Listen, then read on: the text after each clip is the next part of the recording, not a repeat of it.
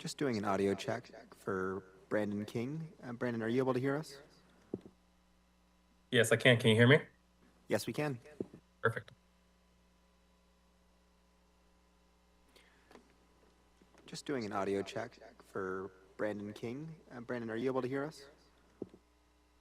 Yes, I can. Can you hear me? Yes, we can. Perfect. Just doing an audio check for Brandon King.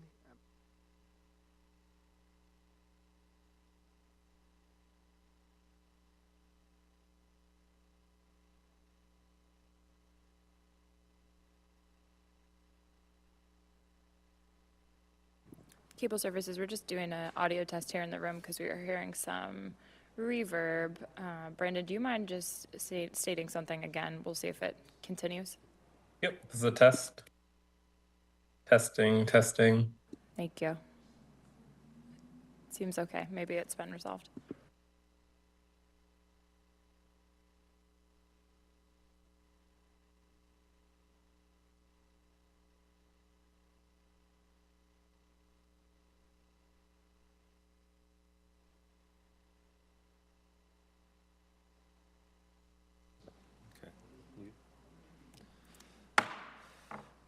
Okay, I think we're going to get going.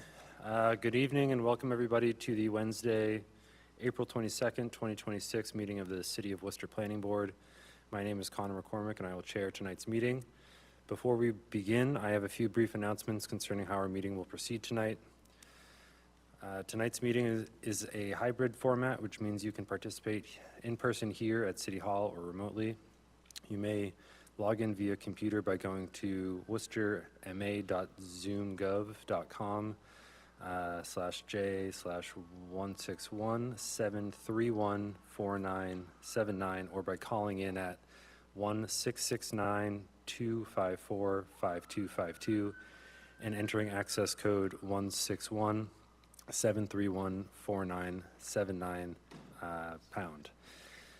To manage remote participation during our hybrid meeting and to prevent disruptions, all participants are automatically blocked from unmuting themselves, turning on their video, or sending chat messages.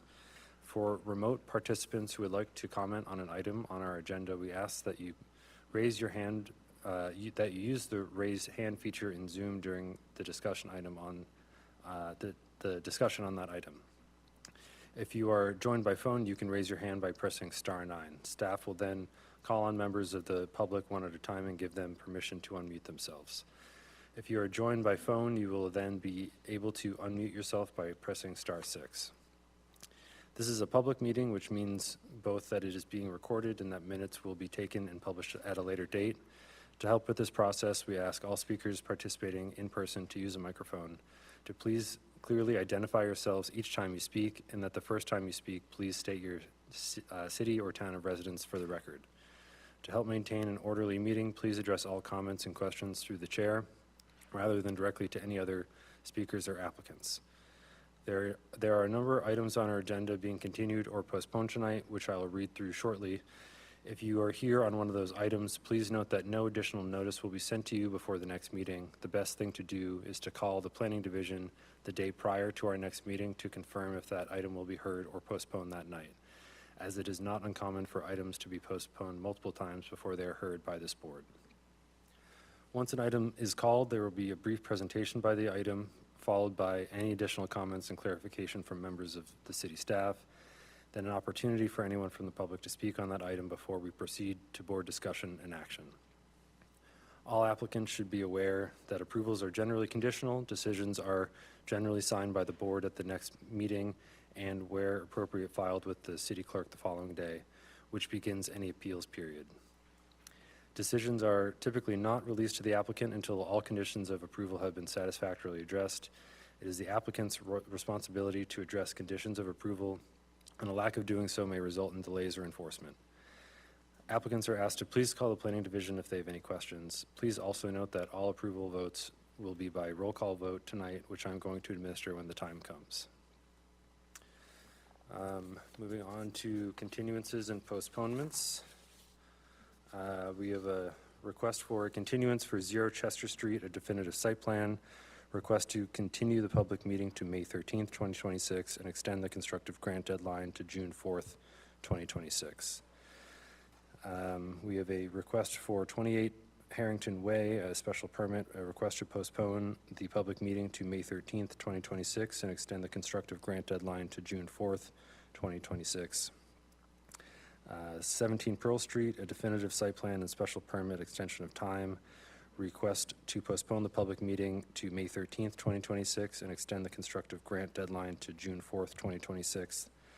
And 25 West Chester Street zoning map amendment, request to postpone the public hearing to June 3rd. And extend the constructive grant deadline, I'm assuming, to June 7th, 24th? 25th. Is there a motion on the continuances and postponements?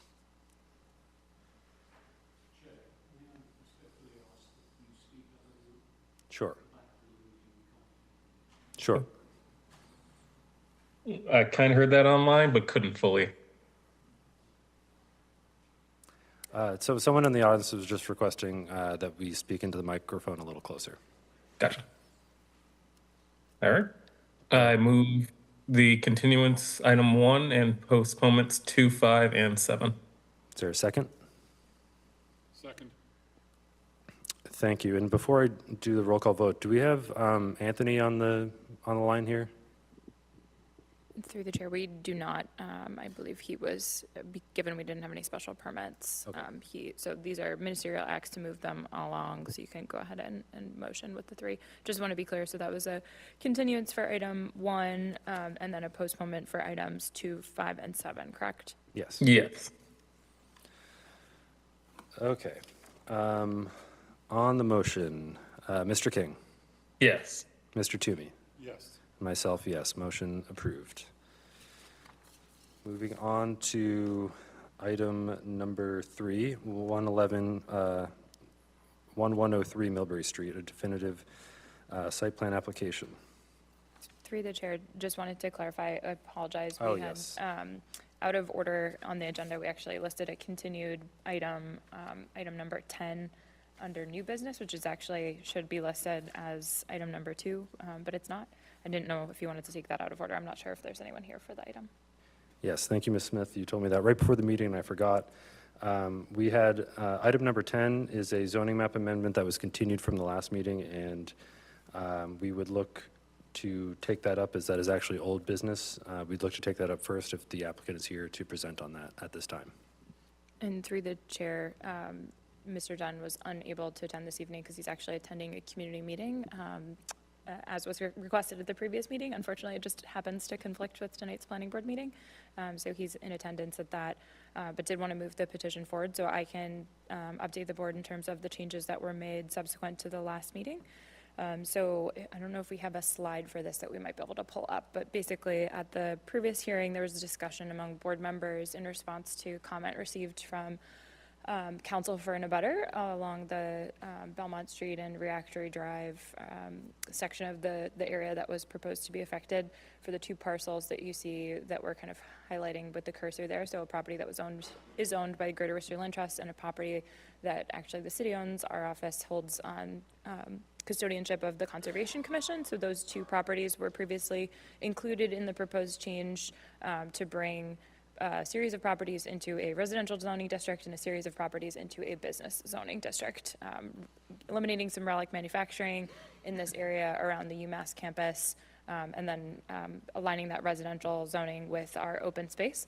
And so there was a concern about that open space alignment with the residential zoning district and the implications for future development of the property. And so the board discussed and chose that you would prefer to see that property excluded. When we reviewed the revised boundaries, it essentially created this one little bubble of new RS7 zoning on the Conservation Commission property, and we felt it wasn't appropriate to do that, so we removed that as well. So basically, you're seeing the removal of 2 parcels subsequent to the previous meeting, I'm happy to re-review any portions of the petition, but for sake of brevity and the other items on the agenda, don't need to do that unless you all would like me to.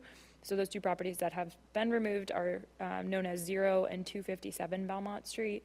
I'll also note that the typos that were included in the memo have been updated, and essentially this revises that to include about 160 acres that's proposed to be changed to the BG3 zone, and then about 36 acres that's proposed to be changed to the RS7 zone. So again, the RS7 being kind of a restricted open space that you generally see in green, and then the orange area being the area that's shown on the screen proposed for the BG3.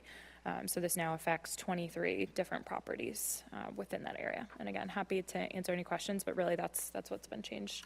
And as you heard me mention, Mr. Dunn's currently meeting with some of the neighbors at their regularly scheduled association meeting. So there'll be opportunity for additional public comment were the board to move this forward at the Economic Development Subcommittee, where there's a subsequent public hearing where parties are have the opportunity to be heard as well. Thank you, Ms. Smith. I'm guessing we don't have any other comments from staff on this item. Unless there is any, I would move on to public comment. If there's anyone online or in the room that would like to make a comment on this item. This is Steve Carey in the Planning Division. I am not seeing anyone from the public with their hand raised. Okay, looks like no one online and no one in the room. So we move on to board discussion. Mr. King or Mr. Toomey, any thoughts? I know we had already discussed this and reviewed it at the last meeting, but. No comments for me, thank you.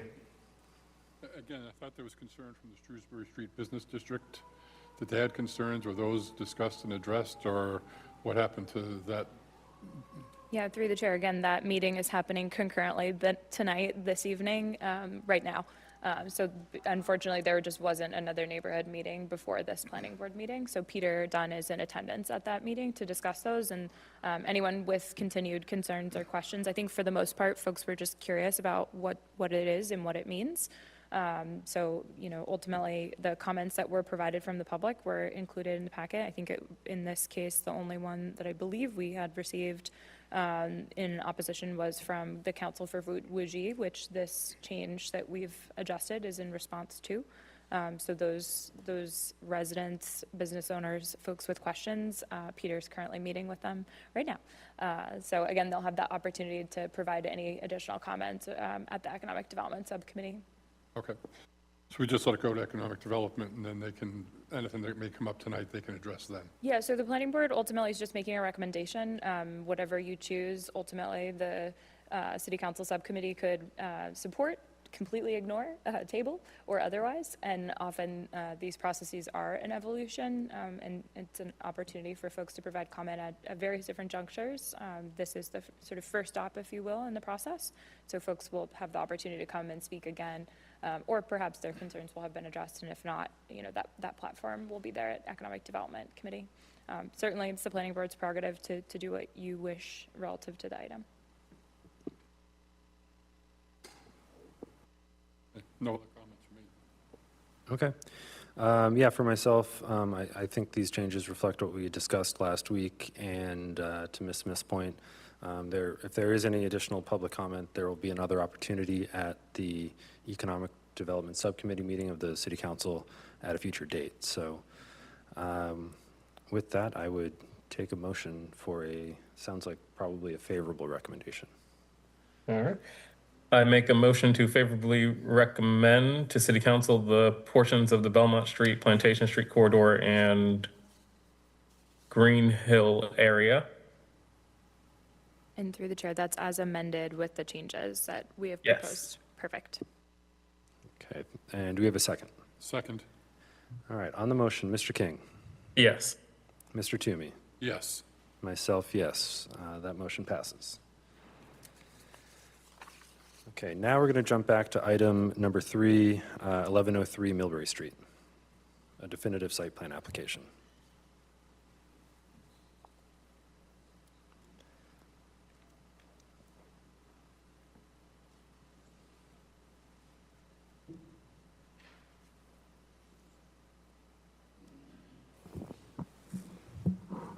Evening, Mr. Chair, For the record, Joshua Lee Smith. I'm an attorney with the law firm of Bowditch and Dewey. We've got various representatives of the project team who are on the call, and to my immediate left is Jesse Hildenberg, who is the architect of record. I apologize, but I missed the outset of this meeting. How many actual voting members do we have tonight, Michelle? Through the chair? 3. 3. Okay. And I apologize. I don't know if this was conveyed to you, Mr. Chair, but tonight we do not anticipate a vote tonight. However, we did want to briefly go over the project scope, and we got some feedback from staff through the DPRS memo, which we received today. And largely, as I'll report in a moment, we're largely in agreement with most of the comments, but we did want to keep the ball moving forward by providing this initial presentation to the board.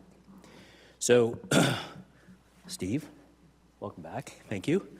So as you can see here, a very brief slide deck, 2 depictions of an aerial site. This is 1103 Millbury Street. This is actually a split zoned lot.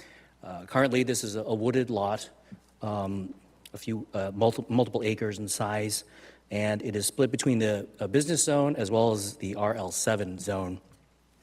The vast majority of the improvements as part of this project are going to be located within the BL1 zoning district.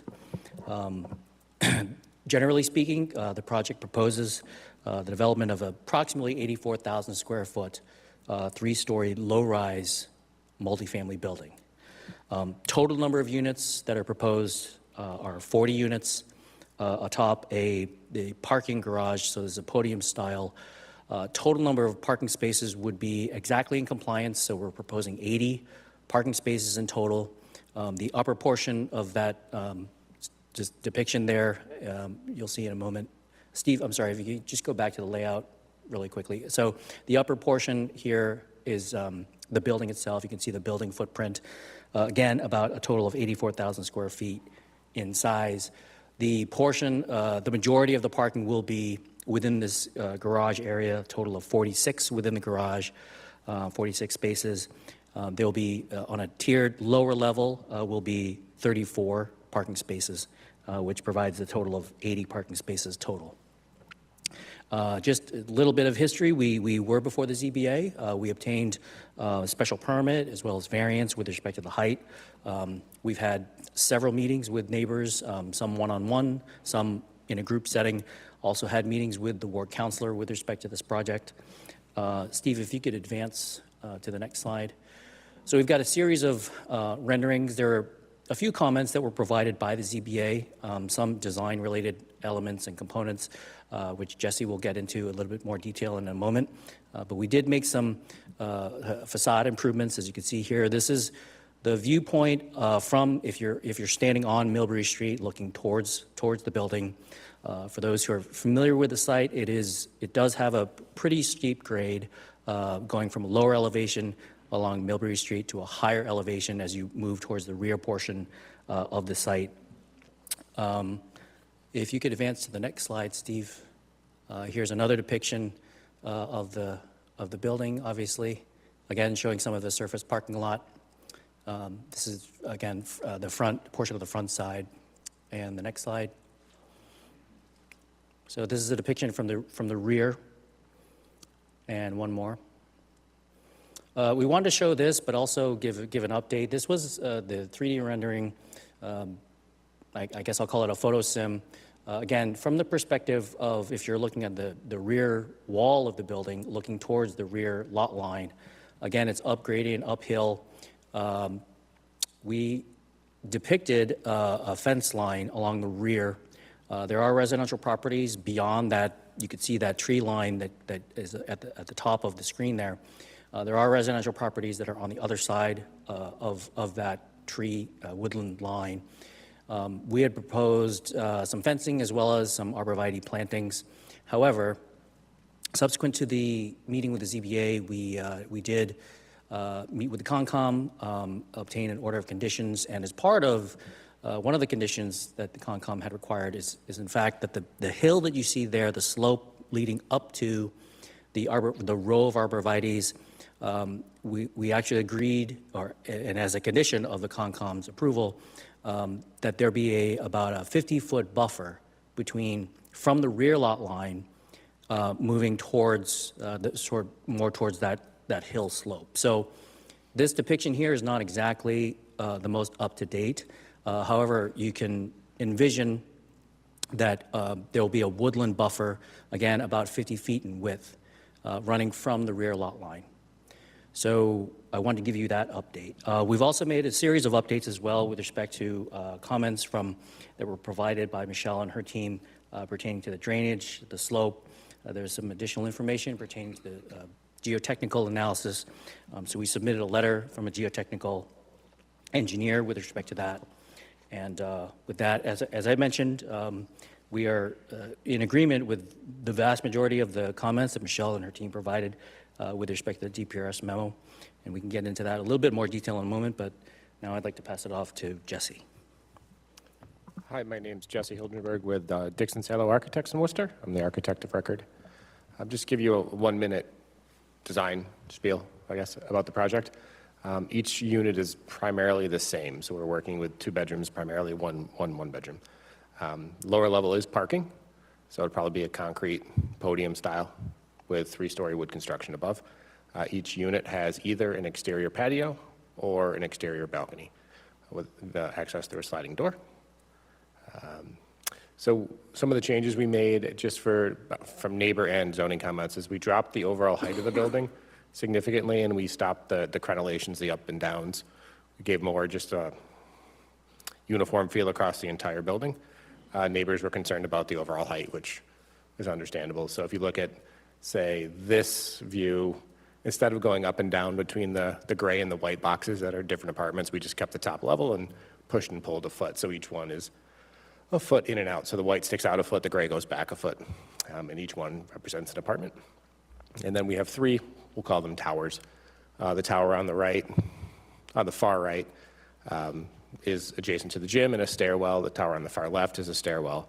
And then the tower in the middle is where you access the parking garage, which not shown on there is an overhead door. I think in the next view, Stephen, the next view, yeah, shows. So we do have a 16 by 9 foot parking garage, overhead door going there.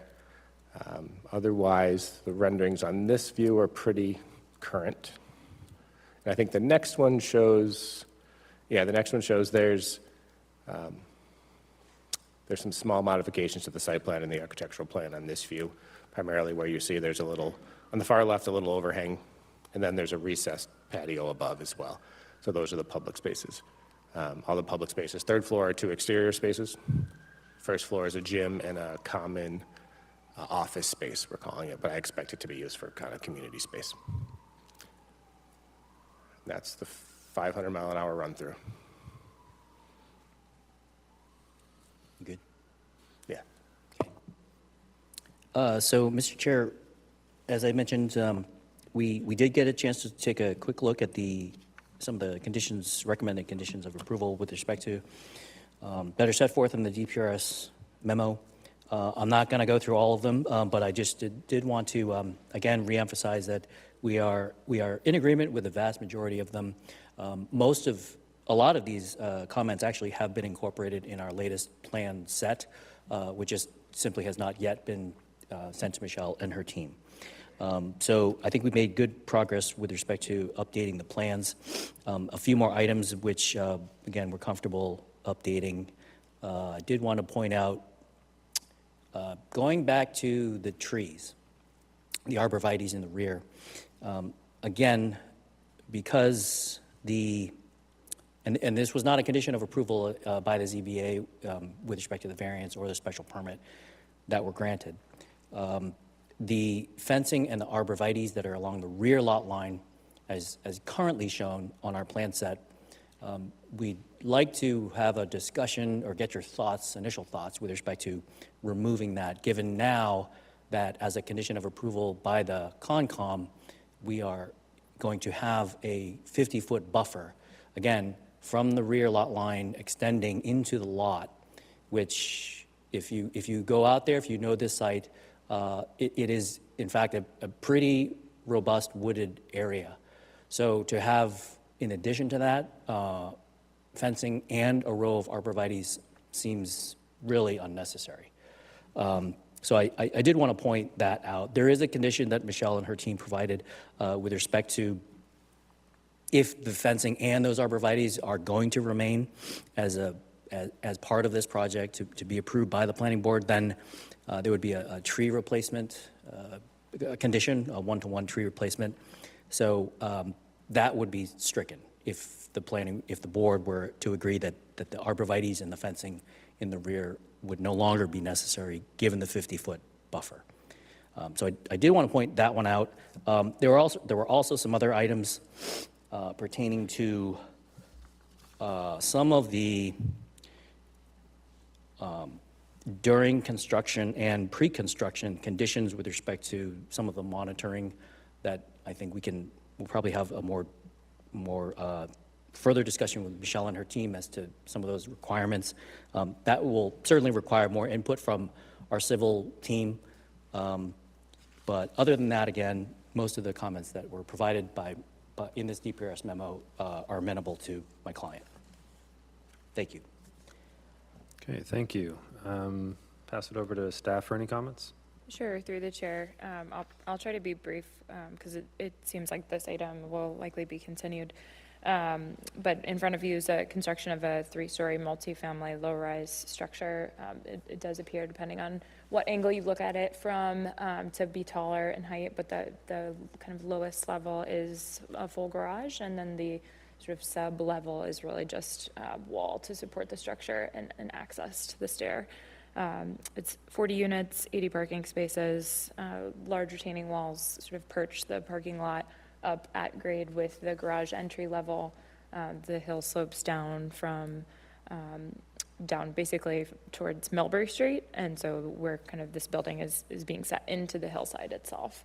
So there's a sort of cut in and then some corresponding fill work that's being done in order to enable the site work. And so most of our comments really revolve around stormwater management, drainage, groundwater, understanding slope stability and stabilization. And I think we had recommended postponement in order to have a cut fill analysis be provided, to have information related to the sort of footing drain for the retaining wall, getting information about that, what elevation it's at, how that's not going to be shedding groundwater out into whether the municipal system or the surrounding landscape buffers, and then potentially creating an icing condition. So we would like some more information around that mainly. And then the zoning board had conditioned and required, because our preference is generally, if we go to the civil plan, not to see steep slopes constructed, and when they are, we certainly prefer not to see riprap, particularly in a residential context. And so you can see that they've shown the rear wall as being, the rear slope as being vegetated,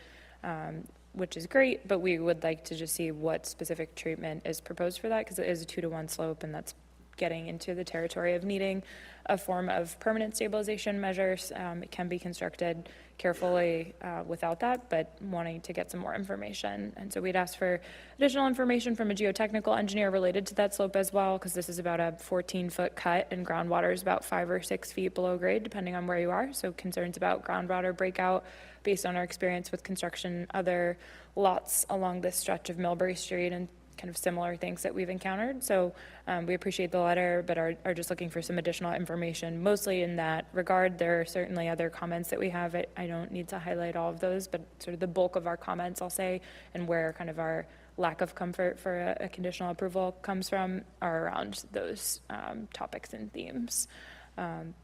With respect to the comment about the 50-foot buffer in the rear, we would just recommend that were the board to consider doing that, you may want to entertain asking for actual confirmation of what mature trees are in that buffer and would be retained, to just make sure that, that wooded area isn't consisting mostly of canopy from other trees that are proposed to be removed.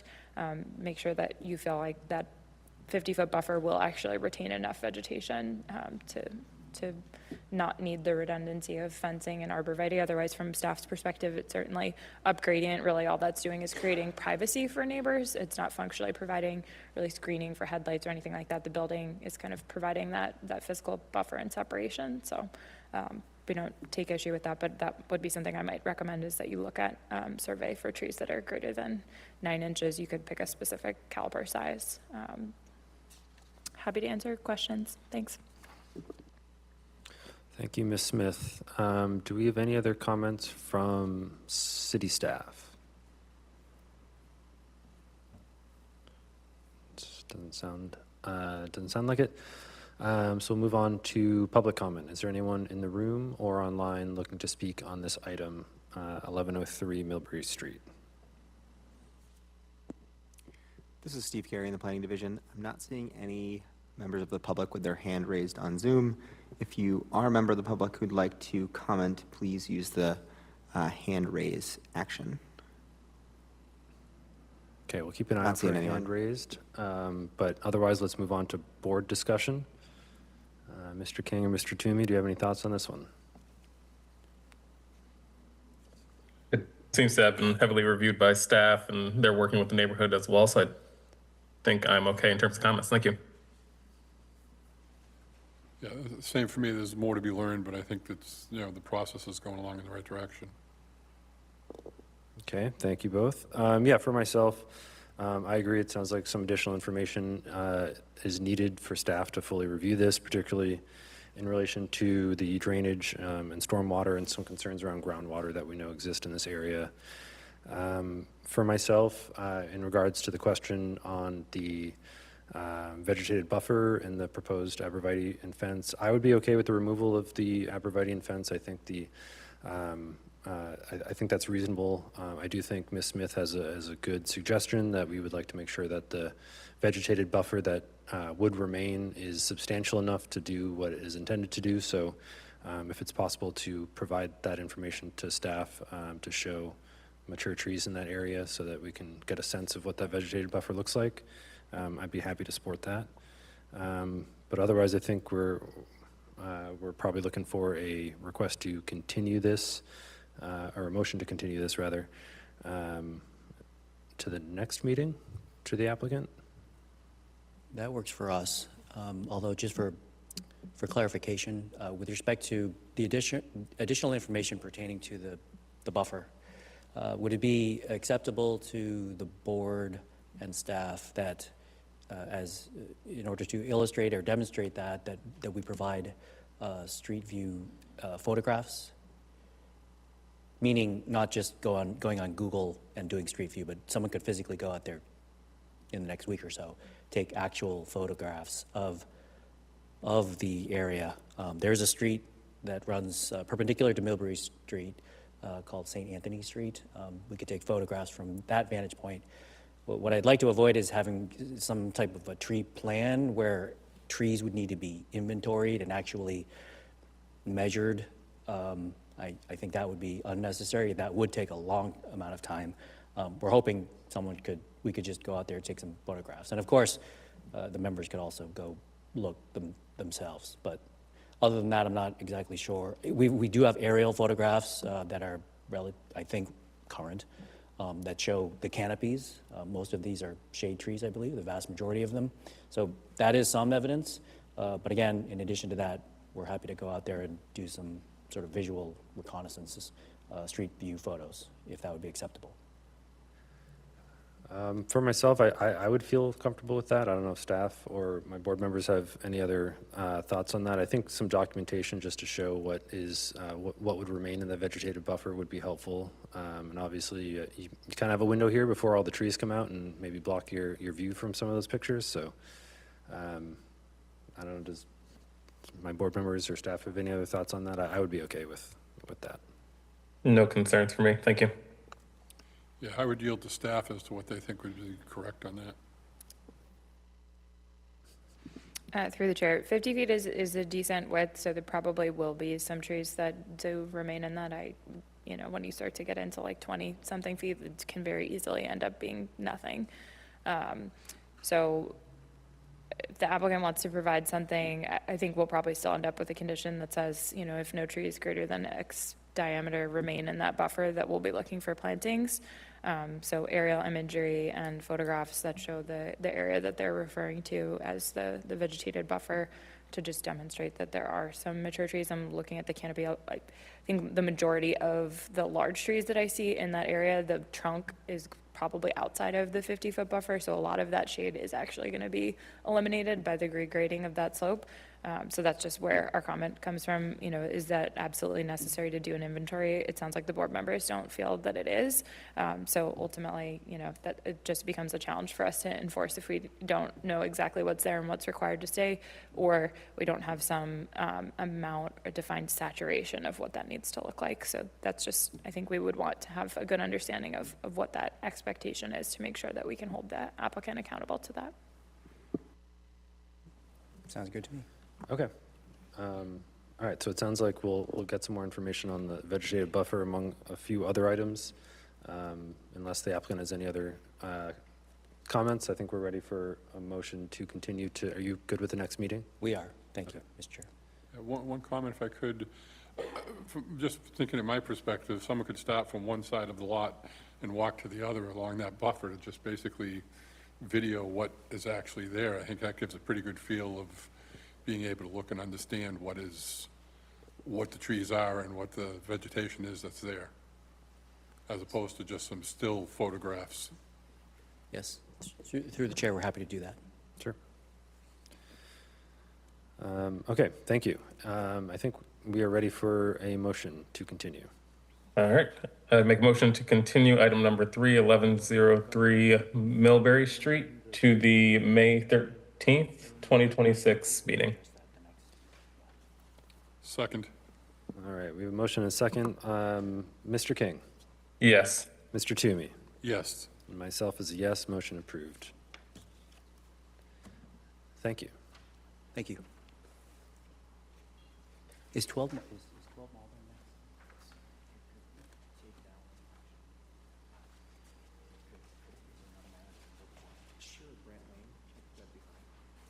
The applicant for 12 Malden has requested that we take up the item that's after that, which I believe is Brant Lane and Grafton Street, aka Grafton Woods first, before Malden Street, if that's okay with the chair. Sure. Yeah, so I think it sounds like we're going to skip over item 4 momentarily and jump to item number 6, which is 4 Brant Lane and 0 Grafton Street, a definitive site plan amendment.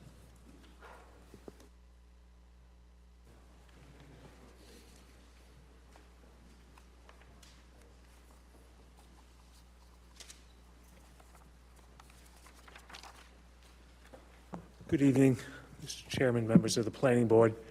Stephen Medaus of the law firm Myrick here in Worcester, on behalf of Brant Lane Development LLC. With me this evening is Mr. Patrick Healy of Thompson Liston Associates, the site engineer for this project. We're here this evening seeking an amendment to the definitive site plan approval that this board issued for the project. You may recall in April of last year, we obtained definitive site plan approval for the proposed redevelopment of approximately 16.9 acres located at 4 Brant Lane, which is off of Grafton Street. We also obtained in 2024 approval of a definitive subdivision plan to subdivide the property into 5 lots as shown on the plan before you. And the proposed development is to have a multifamily building on each of those 5 lots of 4 stories each.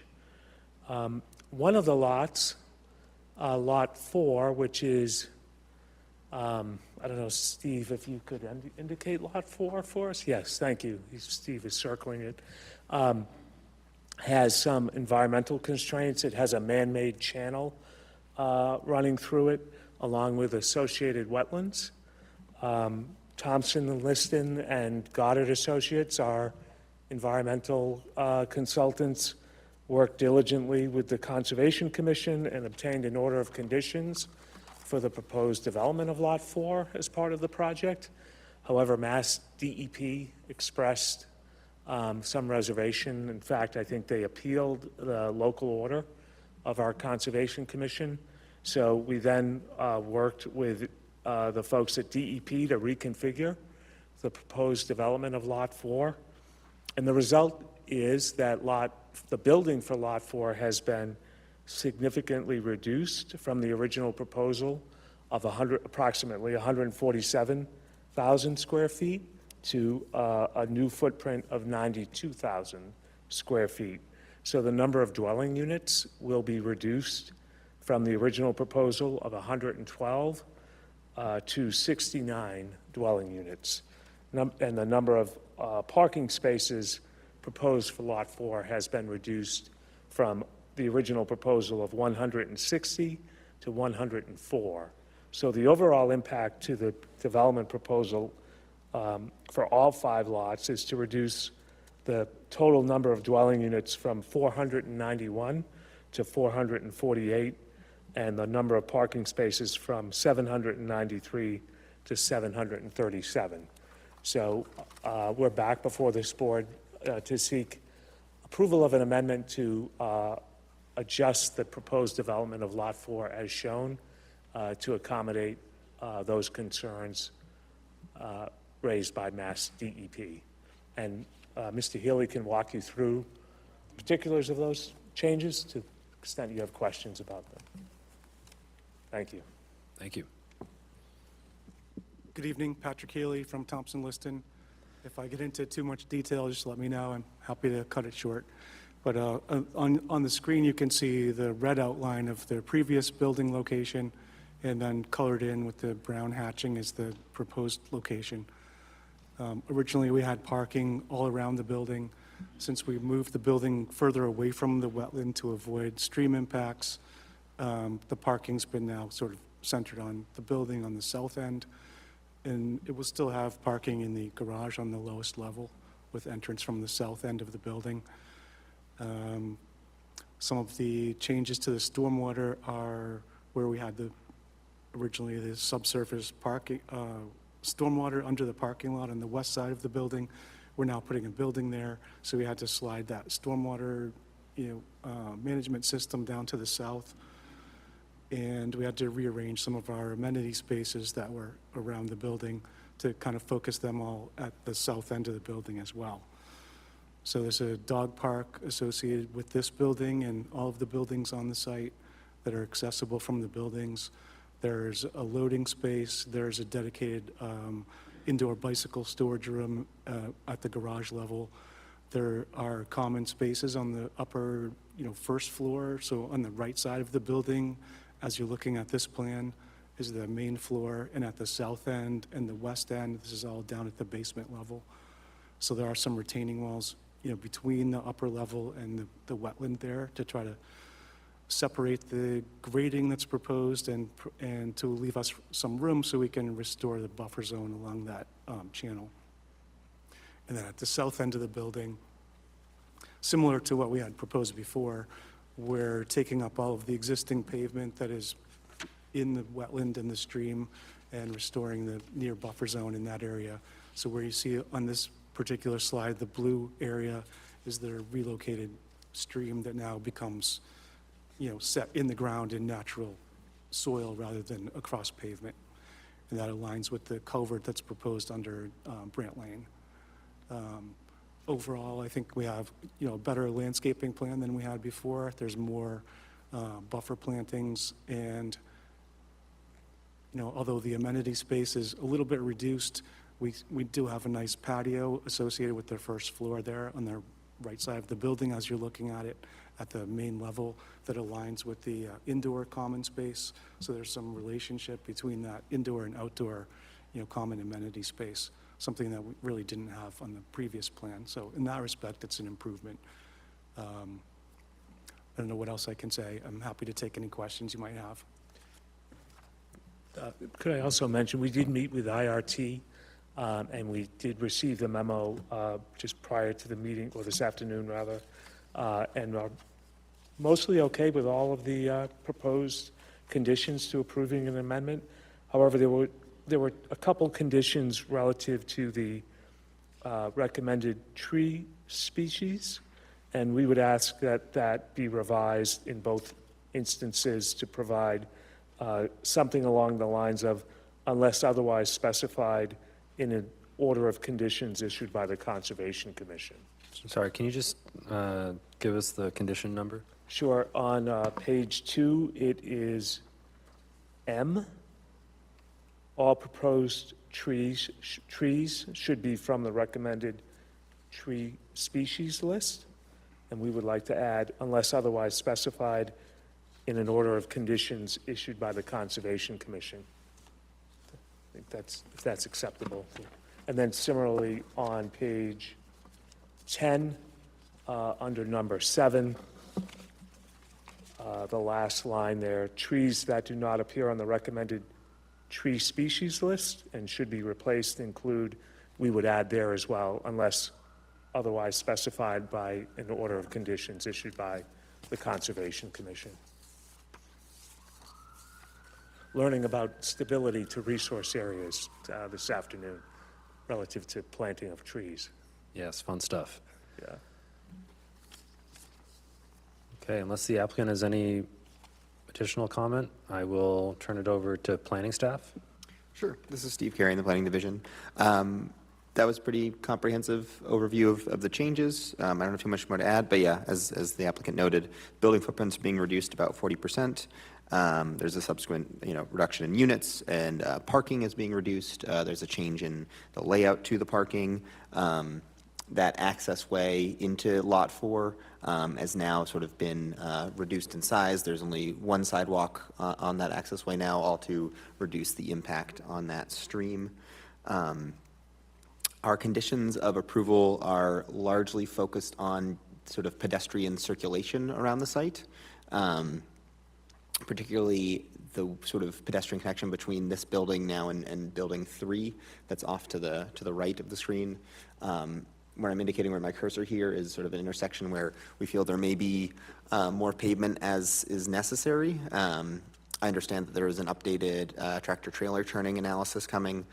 So if you look at conditions E, F, and G, E and G in particular, that basically asks to eliminate those truck aprons in favor of landscaping islands, unless there's that amount of space is demonstrated to be necessary by a tractor-trailer turning analysis.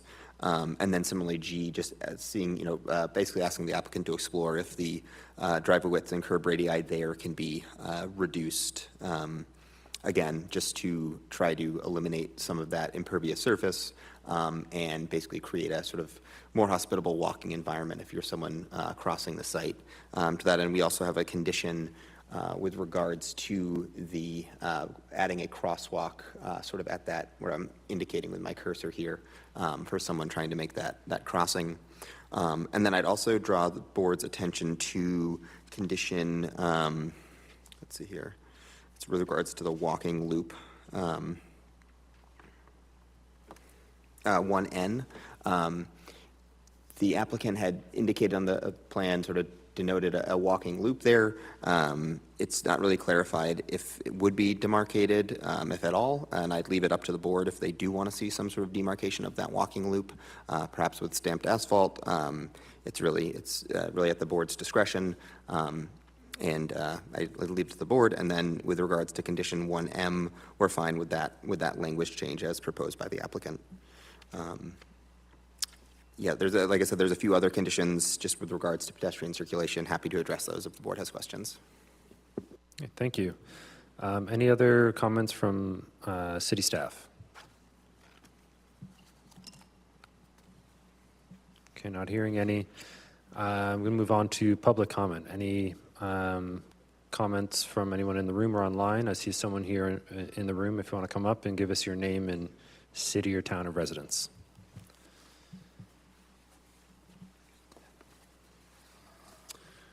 Good evening, members of the Planning Board. My name is David Dixon. I'm speaking as a resident of 4B Ockway Street and Pine Road, which is a private dead-end road accessed from Grafton Street and currently serves approximately 90 residents. It is our neighborhood's only point of access and exit. Because Pine Hill Road is privately maintained and the sole route for residents, we are particularly concerned about construction phase impacts associated with the development of this scale.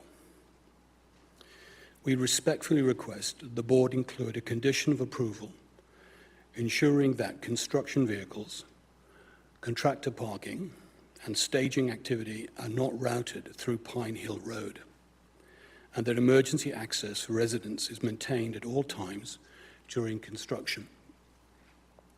We also understand that the developer has indicated, in principle, a willingness to improve Pine Hill Road to public road standards. Given the importance of this commitment to our neighborhood, we respectfully ask that this improvement be included as a formal condition of approval, with clarity regarding timing and coordination with the city. As Pine Hill Road is our only access route, these protections are essential for maintaining safe and reliable access for residents throughout the construction period. We appreciate the opportunity to speak this evening and respectfully request that these protections be incorporated as part of the approval process. Thank you for your consideration. Thank you. Any other public comments in the room or online?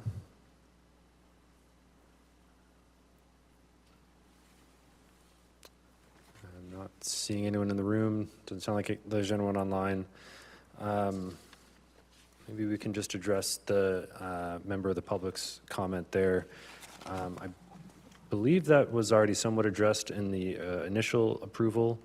Maybe staff or the applicant can refresh us. However, this application for an amendment is particularly looking at this this one building on this particular lot. Yeah. But I think maybe someone can give us some insight on. Yeah. First, I would like to comment that none of the work proceeded, of course, once Mass DEP appealed the order of conditions. So then we had to address that as a permitting matter. But the original approval and these conditions will carry forward. It's on page 5D, rehabilitation of Pine Hill Road from Grafton Street for 225 feet is required as a condition. And then there's also, I haven't found it yet, and I don't know if staff could find it, there's a limitation for construction access, I Yep. think, to utilize Brant Lane. This is Steve Carey in the Planning Division. I can jump in. It's condition of approval 12. It reads that except for access necessary to construct improvements to Pine Hill Road, the utility improvements, and for a limited purpose for the construction of Building 5, construction vehicles shall only access the site via Brant Lane and shall not use Pine Hill Road. And that is prior to and continuing during all construction activities. Thank you. Okay, thank you. Thank you both. So it does sound like the conditions that were provided for in the original approval are being carried forward. This is just looking at a change to this one building within the overall site. So the conditions related to construction of Pine Hill remain, as well as the construction management provisions to make sure that construction trucks are not going in and out of Pine Hill except for the work specific to that area. So hopefully that alleviates some concerns. Yes, sir, can I just raise one other point? Sorry, if you're going to speak again, we do need you to come up to the microphone. Thank you, Chair. I think we would like or appreciate some clarification as far as the improvement of Pine Hill Road. That was, I believe, indicated at the last meeting. I wasn't present at that meeting, but I think it would be comforting and reassuring to our residents to have some understanding of that and confirmation of that, please.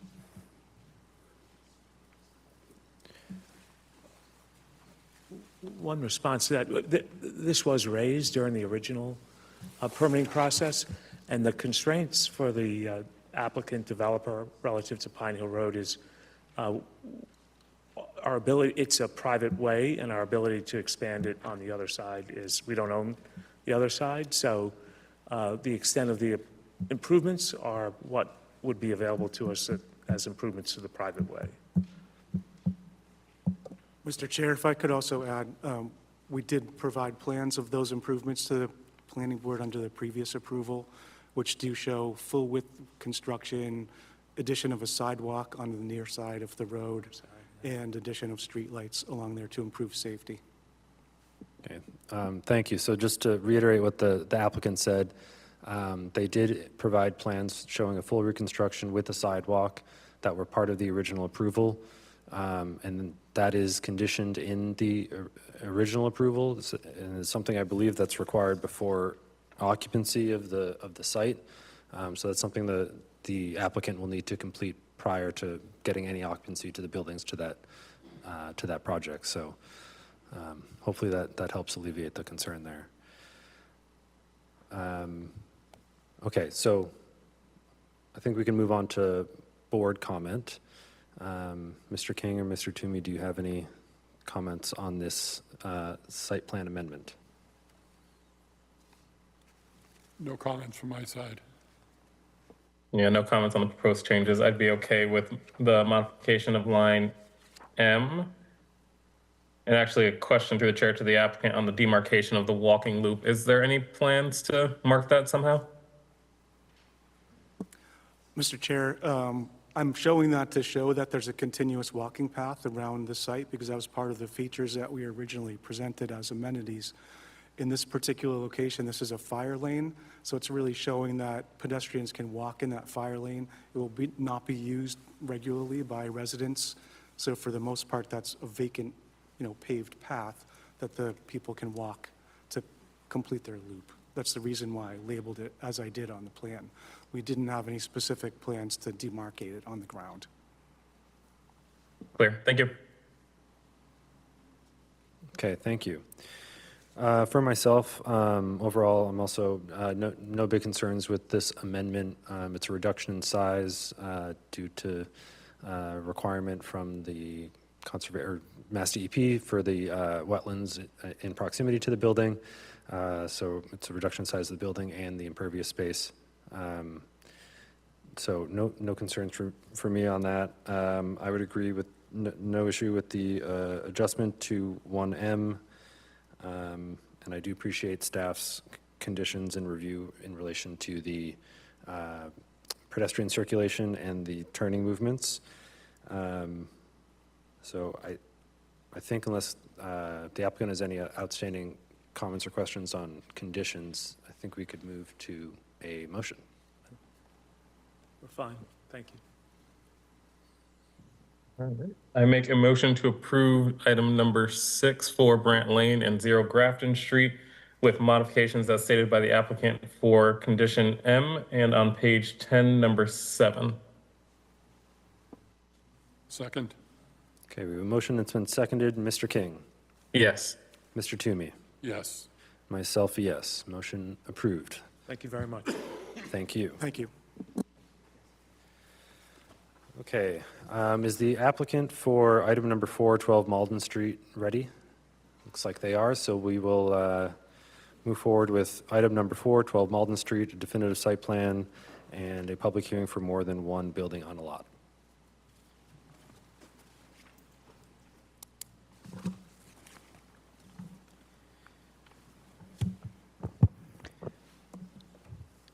Good evening again. And again, for the record, Joshua Lee Smith, attorney with Bowditch and Dewey, here representing my client Wolf Farms LLC in connection with this townhouse-style development off of Malden Street. This is a pretty straightforward project, Mr. Chair. This involves the development of this multi-acre site to accommodate 12 units, again, townhouse style in nature. The townhouses are separated through a common driveway as shown on the slide deck that we provided, which Steve is pulling up right now. And as you can see, they are in groups of 3, again, for a total of 12. Technically, there are a total of 48 parking spaces.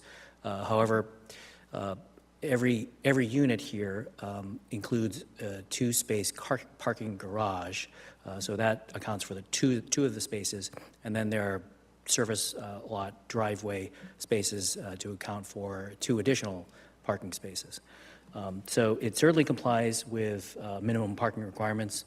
In terms of a little bit of procedural history on this, we sought and obtained we petitioned with respect to a zone change, changing this district to an RL7 to allow for, by grant of a special permit, this townhouse-style use, single-family attached.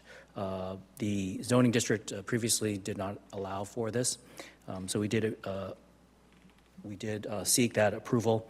So this plan may look familiar to some of the members of the board. We did as well seek and obtain unanimous approval from the Zoning Board of Appeals with respect to the special permit for the use, as well as there were certain variances that were also sought and obtained.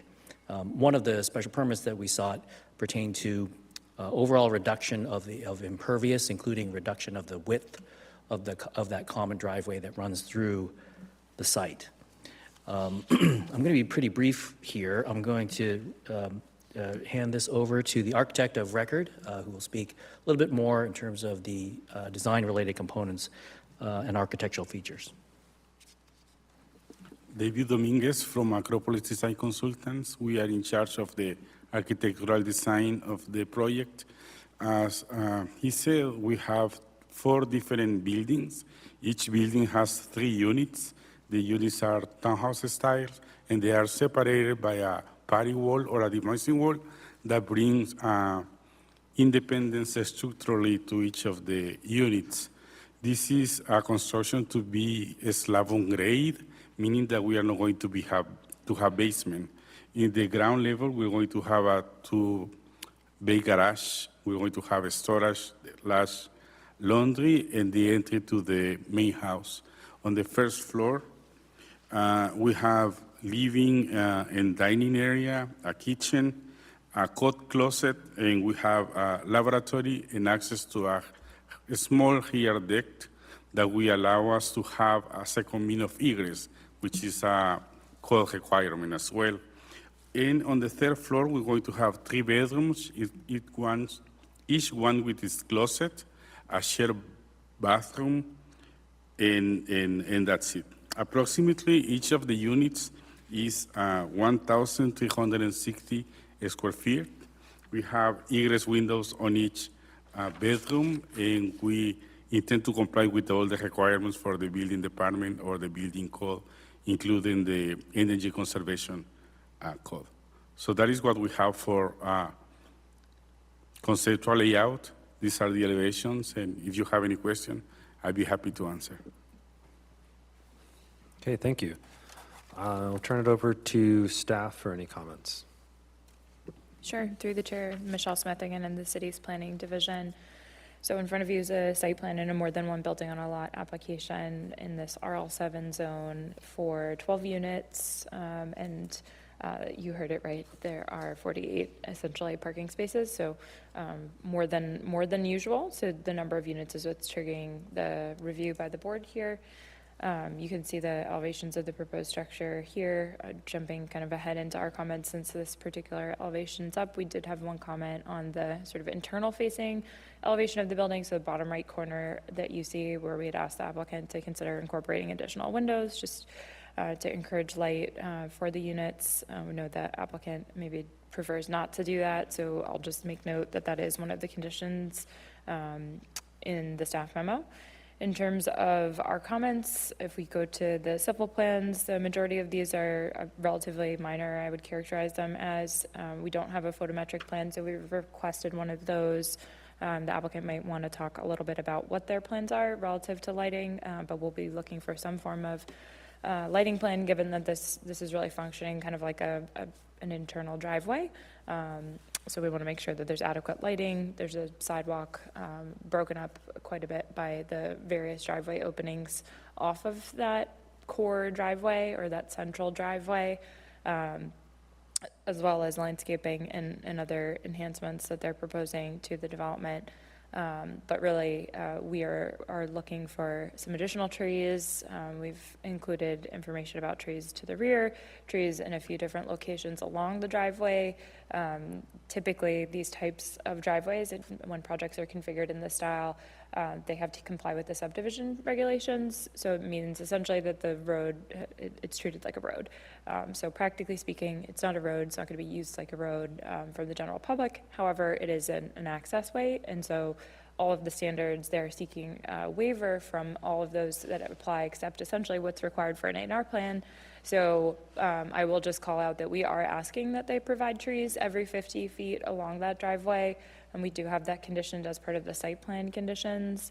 And while that is a request for that waiver, we are asking for a couple more trees to be provided in order to align with that standard that would be in there. We do try to get the trees where we can get them. So that would help provide shade on the driveway. And in terms of other comments, I know the applicant had some comments related to the trees, so I'll let them raise the specific items of concern. We had asked that the driveways be narrowed a bit to help reduce further impervious surface. As you can kind of see from the overall plan, it is a lot of impervious surface, mostly driveways, and then obviously there's roofs and porches associated with that. As compared to today, it's kind of a wooded lot. And so looking to see where there are opportunities to reduce that.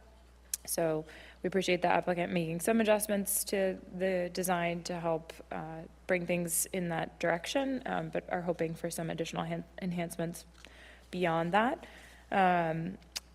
The application did go in front of the Zoning Board of Appeals. It did obtain relief for frontage and lot area for density. Essentially, the density that's proposed would be the density that's allowed for a multifamily style building. So the number of units were relieved. The attached style dwellings typically require a bit more frontage and lot area, and so the board did relieve that. So basically, you're seeing a slightly higher number of units than you would otherwise. I will note too that by virtue of that, the project does also trigger inclusionary zoning. If they had dropped a unit, they would not. So went to the zoning board. The board also may recall that the property was relatively recently rezoned to the RL7. Prior to that, it was a lower density residential district, so you may have recollection of this from the time where the planning board went in on that. The applicant will need to provide an application to the Conservation Commission under our local ordinance for the wetlands protection regulations that we have in the city. So that is something that they will still need to do.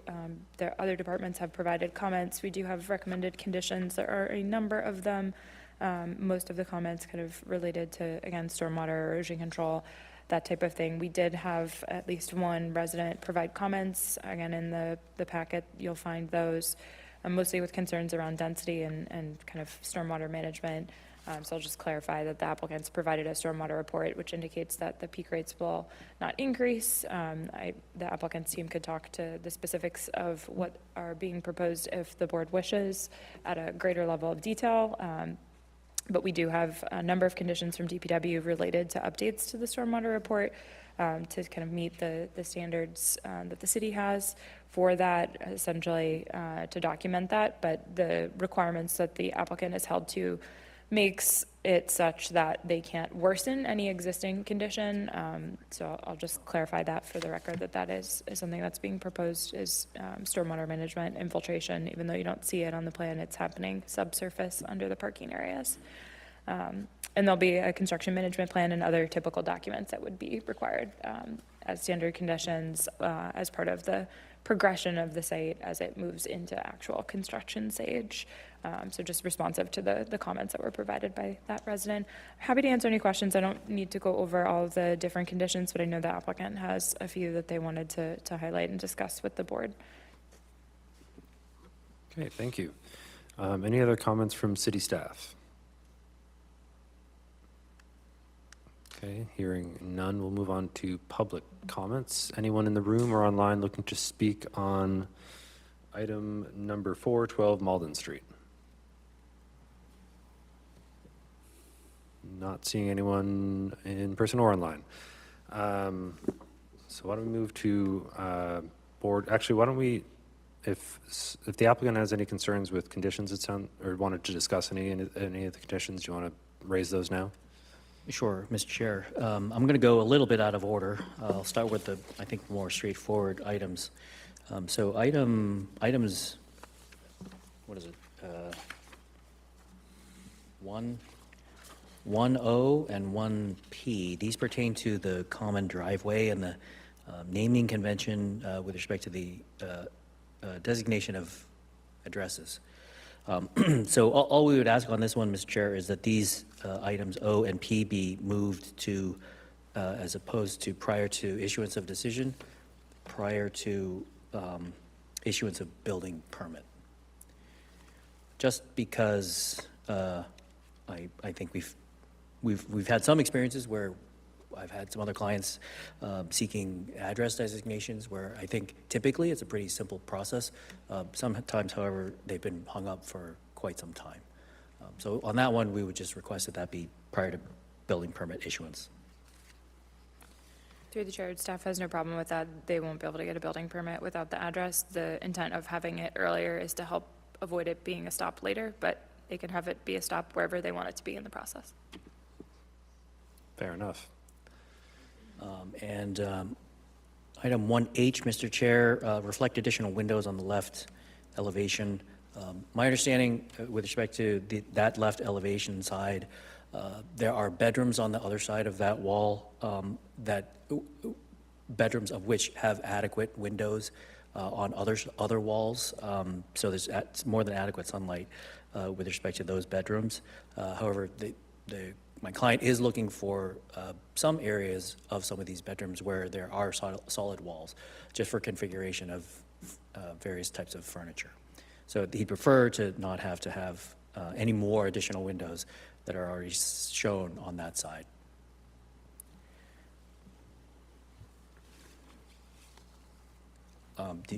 Steve, do you want to show the elevation?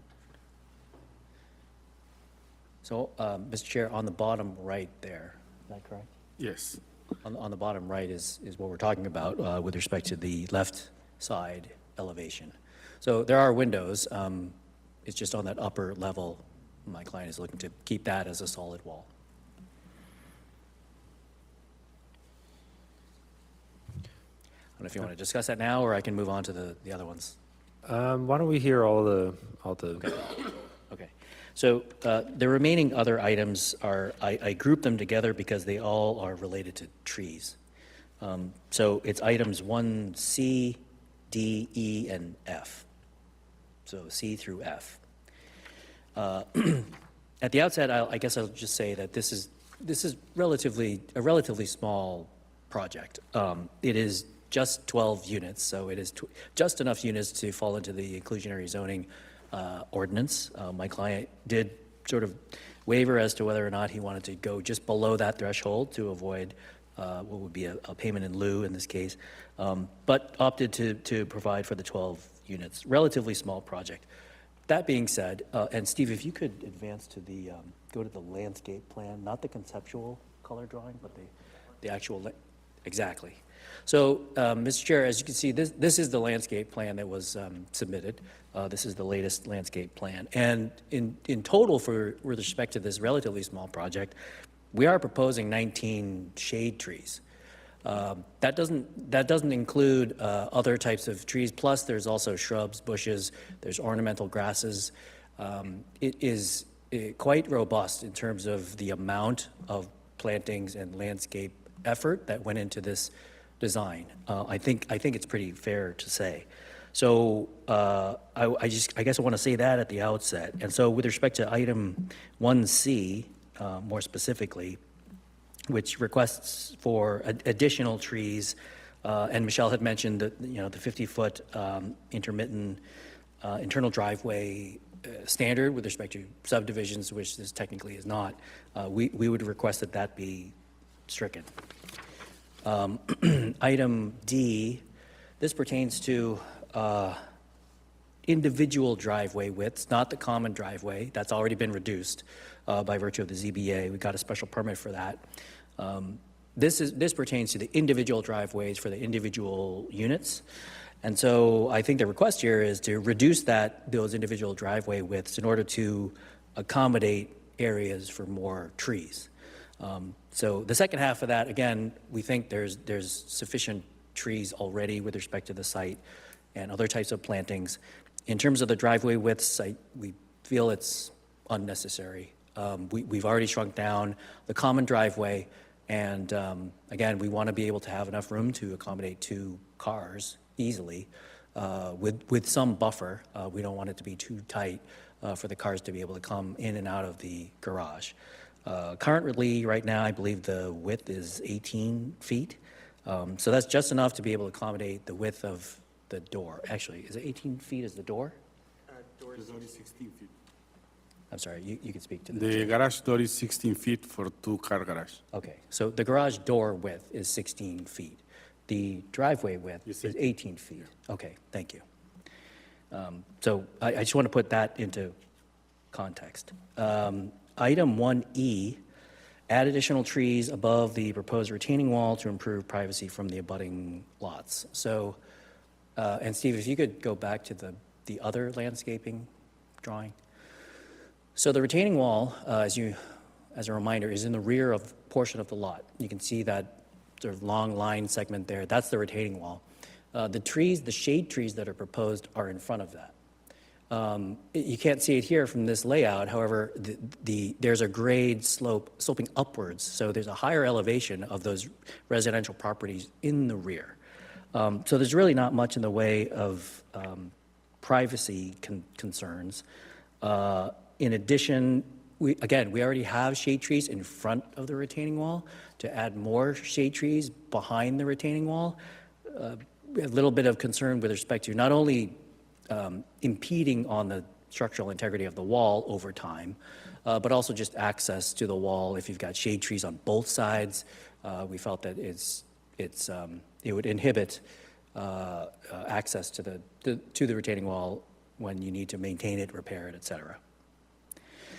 Item F, reflect use of at least 4 different varieties of tree species, no less than 3-inch caliper inches. So on this one, I wanted to point out we are, in terms of variety of shade trees specifically, we are proposing pin oak, flowering crab apple, and white pine. There are also, again, a pretty wide, diverse variety of other types of plantings, bushes, shrubs, etc. But there are already 3 different varieties of shade trees on this relatively small site. So we feel that it's adequate enough the way as proposed. And I think that was it. Yes, that's it. Thank you. Okay, thank you. Maybe we didn't have any public comments, so maybe we can move to board comments and discuss some of the concerns the applicant had with the conditions. Mr. Toomey or Mr. King, do you have any initial thoughts? I guess specifically regarding 1E, that one I'm okay with removing just for the structural integrity of the wall. 1O and 1P, so shifting that language to move to prior to the issuance of the building permit, no issues there. I think overall I'm okay on those proposed changes. Thank you. Yeah, same for me, no real comments relative to this. Okay, thank you, both. For myself, no concerns moving conditions 1O and P to prior to issuance of a building permit. Staff noted that it'll be required ahead of that point either way. In regards to the conditions with the trees, I'm more, I personally, I'd like to, this is a very asphalt dominated site. I do like the idea of a townhouse style development. However, the 48 parking spaces for 12 units seems to me fairly overparked. And a lot of asphalt on not a whole lot of land.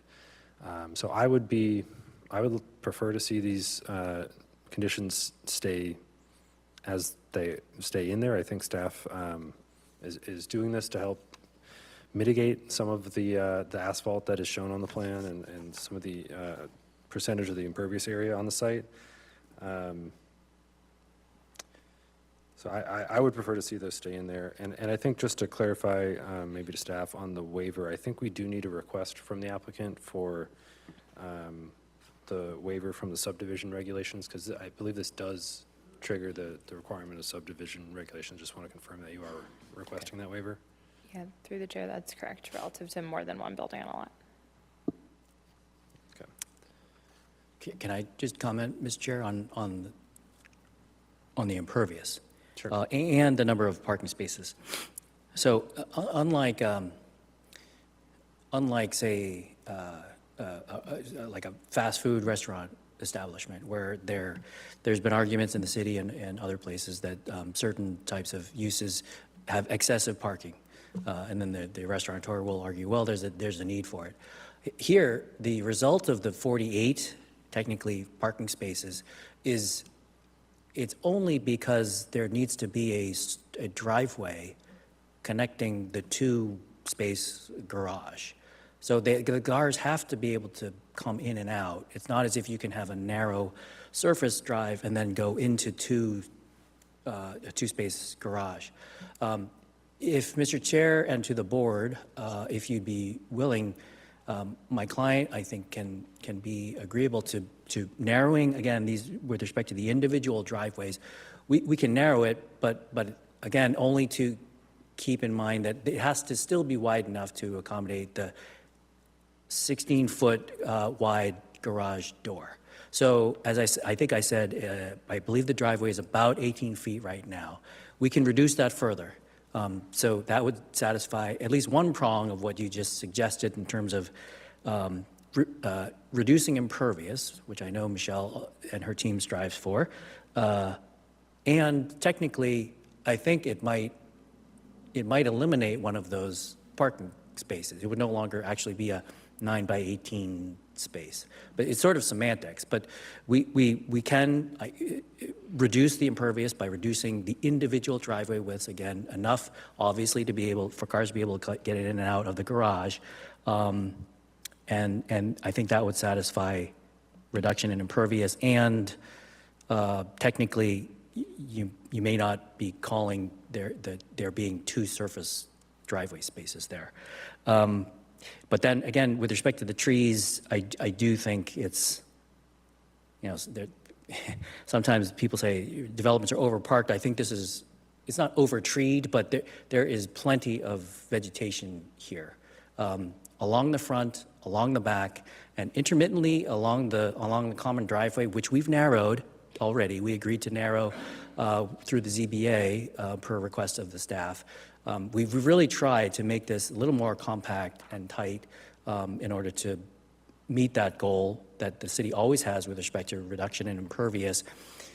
We think there's plenty of, and the issue pertaining to heat island effect, again, relatively small project. There's plenty of shade trees that will cast shade throughout the site at different parts of the day. I think it's sufficient. From an aesthetic viewpoint, I think it's certainly more than sufficient. I think there's quite a variety, eclectic mix of different types of species, and I don't think that we skimped on the number of actual shade trees. So, Okay.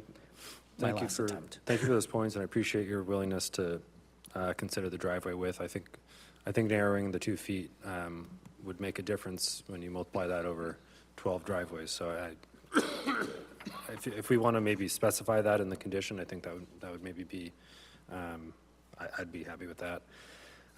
I'd be happy, I think the condition related to the trees and the retaining wall, in terms of maintenance of those, I understand that concern. But if you could give some consideration to just the 2 additional trees in condition 1C, I think that would add a lot to the site, and I would be satisfied with that. I also would not have a concern with the windows, condition 1H.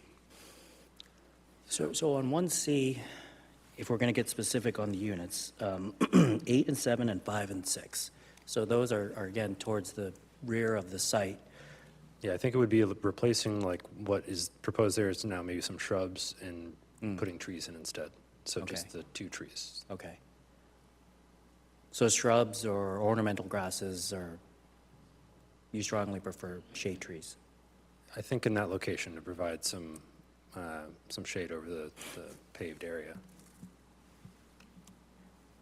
Can we, I'm sorry, I just need to confer, can we accommodate a shade tree in those islands? Yes, we can. We can? Okay. I thank you for your willingness to work with us on that. So, Yeah. But if we shrink the driveways, then Right. maybe we... So through the chair, I'm hearing you say striking H, striking E. I'm not clear on F. O and P are going to prior to issuance of a building permit, and it sounds like keeping C and D, but specifying that D is specific to align with the garage doors. yes, and I think we'd be okay with striking F. They're proposing 3 different species. If you happen to pick out 4 when you're planting them, that'd be great, but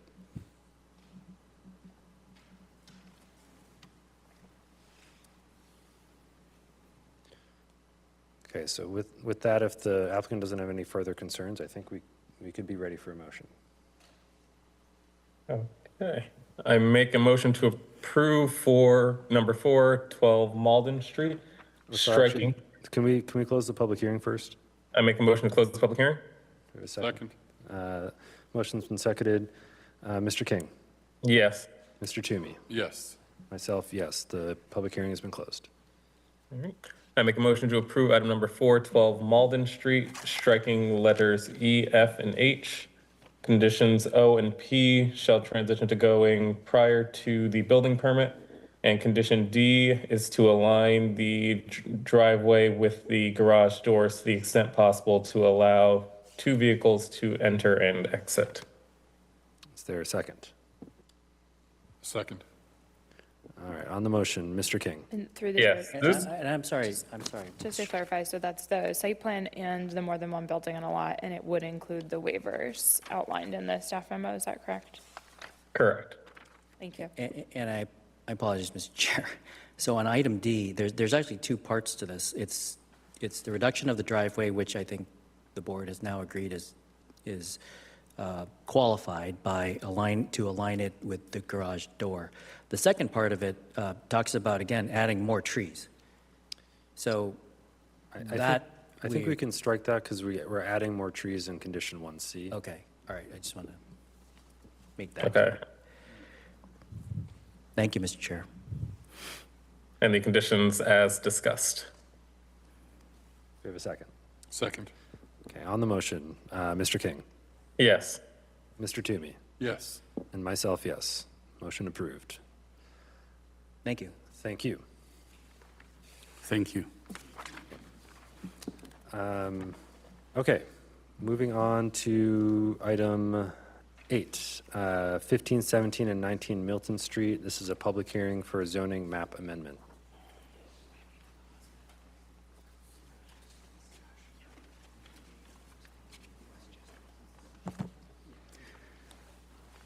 Good evening, Mr. Chairman, members of the board. For the record, my name is Todd Rodman. I'm a lawyer with the law firm of Cedar and Chandler here in the city of Worcester. I'm here tonight on behalf of 7 Brookfield Realty LLC. I'm here on both items 8 and 9, which I know you have listed separately on your agenda. They're really part of the same zoning map amendment request. My comments regarding 15, 17, and 19 Milton Street, which are the first item on your agenda, are really going to be the same as for the second presentation. I'm here asking for a planning board recommendation for zone changes. In the case of the Milton Street properties, as with the other properties flagged at item 9, they're all zoned MG2, manufacturing, and manufacturing has long since left this area of the city. And really, it's the change in the nature of the uses and request for added flexibility in future uses for these properties that's motivating this request for a zone change. So the purpose really is to bring the properties into compliance with prevailing uses and to provide increased flexibility. I've met with the city planning staff. I've met with Councilor Bellata, the local district councilor. I've sent notices to all affected property owners. The one response that I got to the notices, you're going to hear from Gail Lagoy, who lives at 19 Milton Street. But other than that, I didn't receive any comments or other notices. I'm not sure if the city has received any feedback. So this request is also consistent with the city's Now Next long-range plan. It's a transformative growth area, and again, consistent with the changed uses in these areas. That's the motivating force behind this request for a map amendment. Okay, thank you. I will turn it over to staff for any comments. Sure, through the chair. So just commenting on this particular item, so there are two separate petitions that are essentially contiguous to one another. So kind of taking those separately, this particular one is focused on the area that you see here on the screen. You just quickly saw the other area that my colleague Steve will talk about in a few minutes. But in terms of what's proposed here, so this general area is a sort of relic manufacturing area. It's a MG2 zone. There are 3 different properties here that this is proposed to affect. Properties at 15, 17, and 19 Milton Street. So just over half an acre, 26,000 square feet of land. So 3 parcels. And the planning board's role in this matter, as well as any other zone changes, are always advisory and guiding the city council in making an ultimate decision. So just to be clear too, for everyone's benefit and understanding, the planning board's advising council. There's not a decision that's being made tonight. This is an opportunity for public comment and participation and feedback for the board and the city council to understand and make the best decision for our community as far as zoning goes. So the staff's role in this process in terms of explaining the differences of what is there today versus what is being proposed. So in the staff memo, on page 2, there's a summary table that outlines all the different uses that sort of differ between one district and another. So residential districts and manufacturing districts are often starkly different in the sense that manufacturing districts specifically don't contemplate residential uses. In fact, they prohibit them, trying to not have potential sensitive receptors in areas where there are higher pollutant generating type uses, where there's often a kind of incompatibility in the two. In the residential district, this is our most dense residential district, strictly residential district, the RG5 district, which is essentially located off to the screen on the right. This section of the Milton Street neighborhood is wholly located in the RG5 zone. And so this particular petition is to extend that RG5 zone across Milton Street to encompass these 3 properties here. The property furthest to the south, 15 Milton Street, is presently vacant. There was formerly a single-family home there that was removed back in, I believe, 2009. And then there are 2 other existing single-family homes as far as the assessor's land use classification goes from city records. In terms of the RG5 zone itself, they allow, that district allows up to high-rise use by right. Those are all uses that are by right. Those are controlled dimensionally speaking, generally based on frontage on lot area. They are, again, dimensionally more permissive, generally speaking, actually, in the residential district. The front setbacks for both districts are the same, 15 feet.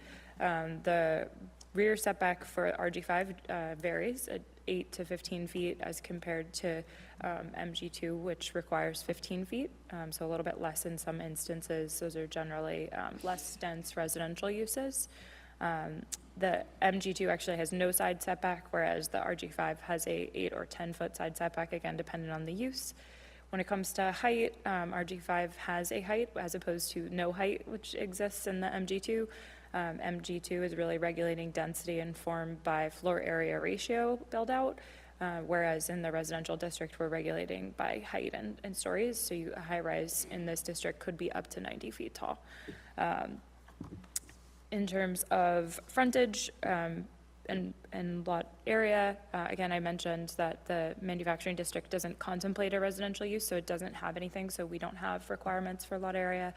Standard requirements for frontage and access pursuant to the subdivision control apply for 20 feet of frontage.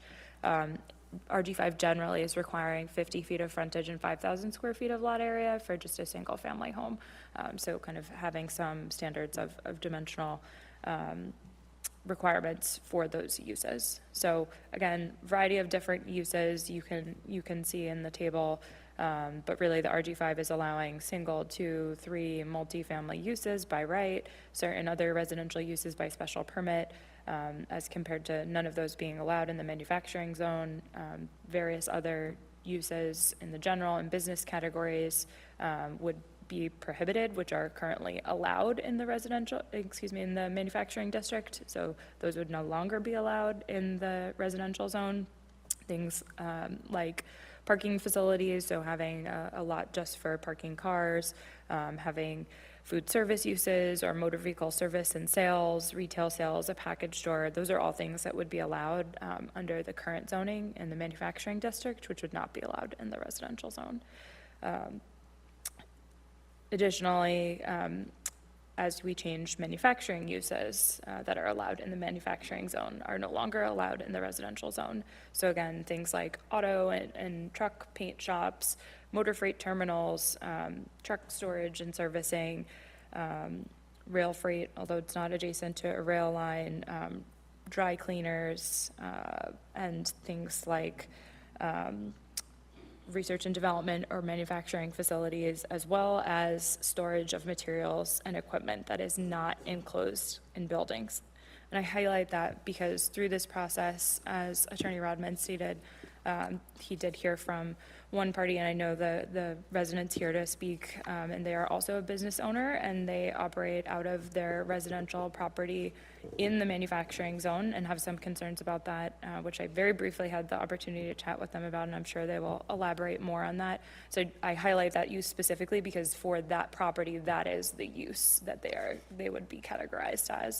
So there's essentially 2 uses occurring at that property furthest to the north, which is 19 Melton Street. So that is a single-family home, which is currently an illegal use, for lack of a better way to describe, in the manufacturing zone, and a lawful use, which is the storage of materials and equipment not enclosed in buildings. So this is like landscape supply and ladder type storage that's happening outside of a building. And that would be allowed today, but it will not be allowed in the RG5. And so I say that specifically because I know the resident has concerns. Jumping back in time in terms of history and the zoning for this area, unfortunately, our zoning maps only go back to the 70s in terms of what we have access to digitally. But this property historically was zoned lower density manufacturing, so it was an MG.5 zone going back to the early 70s. That changed by the early 90s, where it became the MG2 that it currently is zoned. The RG5 district stayed basically to the east of Milton Street, kind of following the center line of Milton Street. And again, there's a sort of history of this area that I think we detail a bit more in the staff comments related to the other petition in terms of the evolution of this sort of neighborhood as a whole and its manufacturing history and changes with the automobile and alterations to some natural features that are on those sites that kind of drove development in this area. But at this point, there's I would say a fringe few manufacturing uses, and generally speaking, along the corridor that is Grove Street, mostly business-oriented uses there, and then again along Milton Street, generally speaking, mostly residential uses that we're seeing there. To the west and to the north in particular, as you get towards Millbrook Street, the story is a little bit different, as a lot of these properties on Glenny Street, which have more manufacturing tendencies, abut Milton Street. And then again, while our assessor has this classified and staff was not aware of any non-residential uses occurring on any of these properties, that does seem to be that they have a secondary use that's occurring at that particular property. As Attorney Rodman stated, in terms of our long-range vision for this area, for our community, it is part of a transformative growth area, which means that we are looking to see physical investment, reinvestment in this area, particularly because it's been targeted as an area that has the potential for high walkability and potential to serve job growth as well as higher density housing. Specifically, this area includes Grove Street and Gold Star Boulevard. Obviously, if you've been on Gold Star Boulevard, you've seen the auto-oriented nature, so things like physical transformation, that's an area where basically we're saying in the plan, the city needs to spend resources in order to facilitate that transformation. Grove Street has had some enhancements recently with striping to try to encourage and facilitate bus, bike, and other access in a bit better form. If you've been down recently, you've seen the striping work that DTM has done. So some of that's underway, some of that's much more long-term in terms of investment that would be necessary to kind of help transform that area. But the specific vision for this area is mixed use, so thinking about commercial uses, but also having residential uses. And so this particular change would transition this former manufacturing area into something that is proposed to be residential, which aligns with, again, the assessor's land use classification for the properties, generally speaking, the neighborhood located to the east. And I think, at the end of the day, the goal of zoning is to promote continuity in land use and land uses that are appropriate for these areas. And so being zoned manufacturing, you heard me read through, and you have access to the table of the variety of manufacturing and business uses that would be allowed in that location today by right. So you're weighing whether it's more appropriate for those to stay the manufacturing zone that they have been historically, or if it is more appropriate for them to be changed over into a residential district consistent with the eastern part of the neighborhood. And I talked about the prior uses there. I think that is all I want to cover, but I'm happy to answer any questions that the board members you have. Actually, I should note that regardless of what happens, I mentioned sort of that the residential use that is at this property today is sort of not lawful. It's what we call privileged nonconforming. So presumably it was established at a time where that use was allowed in that zone prior to zoning. We did not do a deep dive. We don't do that for every property, for every proposal, or we wouldn't be able to accomplish anything. But likely this residential structure was constructed at a time where that use was allowed here. Were the zone to change, that use that's ongoing today, that manufacturing use from our category, but essentially using the lot partially as sort of a contractor yard, if you will, that use would stay privileged, meaning it would be allowed to continue, but were in the future that use to change or evolve away from how it has been operating, expand, or the current owner sells it to someone else and someone wants to come in and run a different use, there would then be a requirement for that to obtain a special permit to allow for that to evolve. So it means basically it can continue to happen the way that it's been happening, but were there to be changes, then special permission would come into play. Doesn't mean that it wouldn't be allowed. There would just be a process to evaluate that, because essentially by virtue of changing the zoning, what we as a community would be saying is that stretch of Milton Street is maybe not really appropriate for manufacturing uses. In fact, most of that is a private street. It's not even maintained by the city.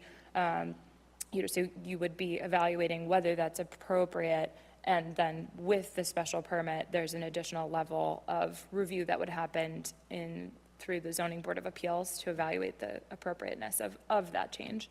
If it stays manufacturing today, any of those uses could go into that property, provided they meet the requirements for parking, depending on exactly what it is that's operating there. So just to clarify, you could also choose not just like any petition to recommend favorably. You could modify your petition. I'm happy to talk through those options, but I know that there are folks that want to speak on the item. So I will wrap my comments up there. Thanks. Okay, thank you very much. That was very helpful and informative. With that, unless the applicant has any further comments, I will turn it over to public comments. We have someone in the room, and if there's anyone online, you can put your hand up and Steve will get you called on after. Good evening. My name is Gail Lagoy. My husband is Michael Lagoy. We own 19 Milton Street, which Michelle has discussed. We also own the abutting property on the other side, which is 66 Edgeworth Street and 66 and a half, which are in the RG5 zone. We specifically purchased this property for its zoning, and the fact that there was a residence on it, it allowed my husband, who is a tradesman, to live on the property and also work from the property. We've continuously had MG2 use for more than 30 years. We bought the property, I think he started his business in 1995. And really what it is storage of equipment, storage of materials, and actually being able to park vehicles at a weight that is not allowed in an RG5 zone. So it's been ideal as a small businessman, for us to be able to do that. I would say that historically, the entire side of the street was MG2, but there was a large undeveloped piece in the middle. About 4 or 5 years ago, the zoning was changed to RG5. Nice houses there, don't have a problem with that. Milton Street is still, from our house to North Street, still MG2 on that end, and a large portion of it is MG2 on the other end. So it's just that one section that's RG5 in the middle. This zoning change would directly impact our livelihood, and also kind of restrict what we could do with it for the future. We wouldn't be able to sell it really to another tradesman without them having to jump through a lot of hoops, and who knows if they'd be approved. Maybe in the future, we might want to rezone it to an RG5, but I would feel that that would be something we would bring to the board, not somebody who has nothing to do with our property. This proposal doesn't, so number 9 on your agenda really deals with, I think, the larger portion of this. My understanding from Attorney Rodman is that the city asked him to add this. It's the second time we've been through this in 5 years, because the last time when they rezoned the middle, they wanted us to do it. We had a problem with it. Unfortunately, I was not able to, because we have a illness in the family, very serious. I wasn't able to attend the city council meeting. I probably should have been more on top of this. My apologies for that. I should have reached out sooner. But it's the second time that the city's basically asked somebody to cobble this onto their effort that has nothing to do with the property. The city did not approach us and talk to us directly, us owners, about it, any of the 3 owners. And I kind of feel that that's a little frustrating and a little unfair and a bit heavy-handed, especially since we bought it for that use. We've been using it for that use continuously for 30 years. I don't have any problems with number 9 on the agenda. We think it's wonderful that it's getting reused and the old factories are gone. The neighborhood's really down on Grove Street. You guys have done a tremendous job there. So, I mean, we don't have a problem with that. So I would like to say, though, number 15's empty.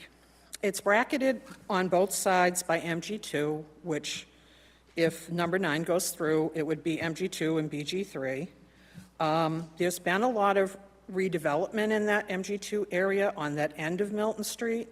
There were some empty lots, now there's businesses there. We actually use one of the landscaping businesses, so, it's very good. Luco on the bottom, they've redone Gervais, where Gervais Auto was, there's a bakery and businesses there. We think that's wonderful. Number 17, which is not currently being used for a business, my late neighbor, Ed Foley, actually was also a tradesman and ran his business out of number 17 for a number of years. Similar situation, there was a house, he was able to do both. And of course, then what we said we're doing for 19. As far as the density and the reuse and everything, we had a neighborhood, I used to run a neighborhood association and a crime watch, and I did a lot of things in the neighborhood there. We used to have 400 units, housing units, if you counted houses, apartments in that neighborhood. 300 were brought online at the top of the hill this year, an additional 3, so there's 7. We don't need more RG5 there. I think what we really do need is more parcels for small businesses and where a tradesman can both live and work. I would ask that you do not change my zoning. Thank you. Okay, thank you for your comments. Steve, anyone online This is Steve Carey in the Planning Division. I'm not seeing anyone with their hand raised. Okay. Then I guess we will move on to board comments unless the applicant has, okay, yeah, so we'll move on to board comments. Mr. King, any initial thoughts? Just a clarifying question. So to confirm, I guess this will be to Michelle. If the zoning is changed, it wouldn't require any change to the existing uses, correct? It'd just be existing non-conforming? That's correct. So the existing use, and again, if the resident and their business that are specifically in concern of being affected, if they want to provide information that helps document exactly how they're operating that so there doesn't become a question about that, they're welcome to do that too. Certainly understand the concern, and again, from our perspective, when we look at sort of zoning, we're looking at it, you know, at the broader neighborhood scale and trying to identify based on the information we have available. The assessor is assessing this not for business purposes, but for single-family purposes. It did not come up, so this was not like an attempt for the city to target an individual, certainly not. It's just one of those things, anytime someone proposes zoning changes, we're always encouraging folks to think about what makes sense for that area and to try to include neighboring properties so that we are not piecemeal, parcel by parcel, you know, just changing things for one particular person. So appreciate that the applicant was willing to do their best to reach out in that regard, and certainly, again, for the board's recommendation. But essentially, the use that is there today would remain privileged through the zone change process. And again, if they were to expand that or extend that, which I think at this point it's essentially encompassing the entirety of the outdoors of the parcel, so I don't think that it's really necessarily possible to do that. But were they to change that and start to use it for a completely different use, or want to change it and say, you know what, we want to run an office and a chiropractor out of here. It's not to say that they couldn't do that. There would just be a special permit pathway to enable that. And it would be discretionary up to the Zoning Board of Appeals as to whether that is appropriate to take that path. And there's a sort of test or a nexus of what uses are of a similar nature to that existing use, as to whether we would decide that is appropriate. So anything that would be allowed in the RG5 would be allowed. If there was something that wasn't allowed in the RG5, we would look at, is that similar to the privileged use being the outdoor storage, essentially, activity that's happening? And sorry, Mr. King, can I add just a clarifying question? If the property were to sell to a new owner and they continued a similar type use that's there now, that privileged use would continue? If that use is the same category and is being operated in the same manner, my understanding is that it would be able to continue. Were that use to change in some form, then there could be a question about that. But if it's going from like one landscape contractor to another landscape contractor, that's the same use category. Okay, thank you. Sorry, Mr. King. Yep, no, great. So, yeah, no further concerns. Thank you. All right, Mr. Toomey? I think any questions I have already been answered, so. Okay, thank you. For myself, I appreciate staff's thorough explanation on the zoning amendment that we're looking at here, and the comment from the property owner. For myself, I understand where this zoning amendment request is coming from. Clearly, this area is transforming away from its historical manufacturing uses to a more commercial-oriented area along Grove Street. And obviously, we're seeing some reinvestment into the residential section of the abutting neighborhood to the east. For me, I think I understand the property owner's situation where they have an existing privileged use, and they would be concerned that use could potentially go away. To me, it sounds like that is not a concern. As long as the use continues as it is, it could even be sold, and that use could continue. So, I think for me, this change makes sense. We're looking at both this item on the agenda and the next one are looking to move the zoning away from that historical manufacturing use to the commercial and residential here. And, you know, I think this reflects what's on the ground in terms of the 2 single-family homes that are already there. So, you know, for myself, I think this zoning change makes sense, especially when looking at the larger neighborhood context and the even bigger long-range plan of where we want this part of the city to go and where we want our zoning to go to reflect the area that we want to see there. Again, this is not obviously the end of the road.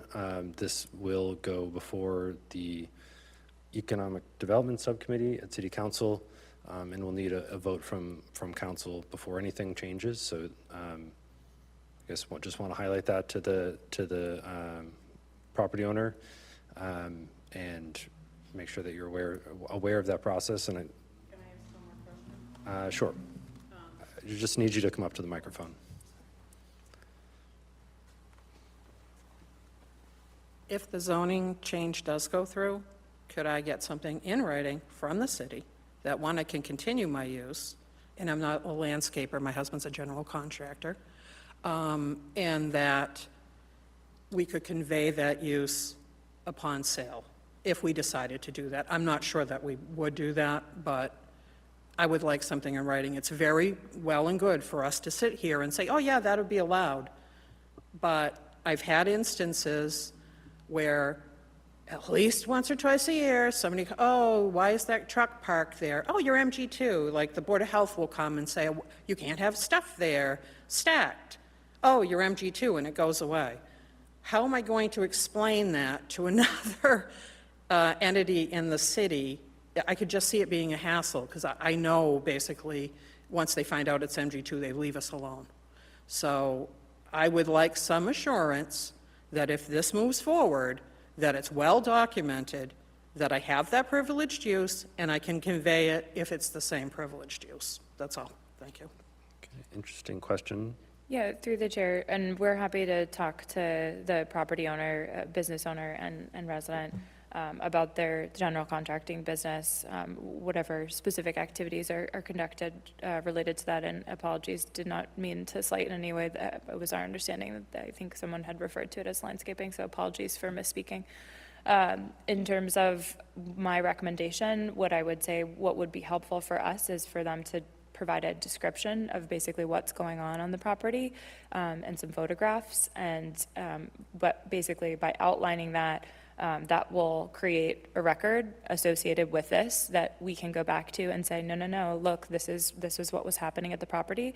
And we can work with our colleagues in inspectional services and see if there's a way to provide a sort of zoning opinion, if you will. That's a typical process. Usually there's a $50 fee associated with that. So we can see if you can provide us with the information, work with them to get you that determination. Any conveyance would be, again, specific to whatever that future user would be too, making sure that that parallels. But yeah, if there's not a change from one use category to another and it's being operated in the same manner, generally that wouldn't be something that's triggering. If all of a sudden now there's like 20 more trucks, that would be different, right? Because there's an intensification of that. And it's not to say it wouldn't be allowed, it would just need a special permit to allow that to intensify. Hopefully that makes sense. I know a lot of this is jargon too, so. But we're happy to, if the property owner wants to leave their contact information, we're happy to reach out to them. And also our contact information's on the agenda too. Happy to set up a time to chat with them when it's convenient. Understand tonight is probably not the most convenient time. So hopefully that helps. Okay, thank you. So it sounds like the property owner can maybe touch base with the planning division to help document this and get essentially sounds like a zoning determination to document the current use, and if this zoning change does happen, that it would be you would continue to have that privileged use. So thank you for talking through all that. Unless there are any other comments from the applicant or from my fellow board members, I think we might be ready for a motion. And reminder, this is just a recommendation to City Council, and we would also need to close the public hearing. I make a motion to close the public hearing. Second? Motion to close the public hearing. Mr. King. Yes. Mr. Toomey? Yes. Myself, yes. The public hearing is closed.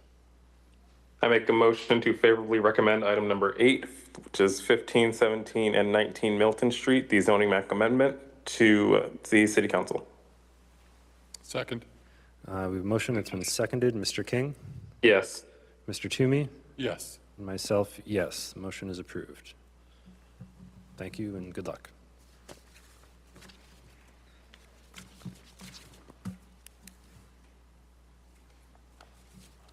Now we will move on to item number 9, which is 4, 7, and 8 Brookfield Street, 19 Glenny Street, 270, 278, 278 through 282 through 284, 288, 300 Grove Street, 15 North Street, 2, 4R, and 4A Powers Court, zoning map amendment. Thank you, Mr. Chairman, members of the board. Again, for the record, my name is Todd Rodman, a lawyer with the law firm of Cedar and Chandler here in the city of Worcester. Again, here on behalf of 7 Brookfield Realty LLC, and again for a zoning map amendment and requesting a recommendation. And the entire discussion that we just went through regarding the Milton Street properties, it's the same rationale to conform the existing zoning to the on-the-ground changes that have occurred in this neighborhood. In many ways, this is an easier petition in the sense that it's really just business properties. There is no residential in the area that we're asking to be rezoned on petition number 9 on the agenda tonight. So much less nuanced in that respect, and I think it just reflects what's been happening in the neighborhood as a general matter. Ms. Smith, gave a great summary of kind of the history of that, and I know that I think Stephen Carey had provided a memorandum regarding these properties, and again, it repeats those same points, and I'm happy to go through them again, but if not, I'll leave it there. Sure, sounds good. Thank you. Any additional comments from planning staff? Yes, Steve Carey in the Planning Division. I'll try not to be too repetitive of the information that Michelle provided with regards to the history of the zoning of the area. But anyway, this particular petition would be for 13 properties that are between Grove Street to the east, or to the west, North Street to the south, and then Glenny Street to the north.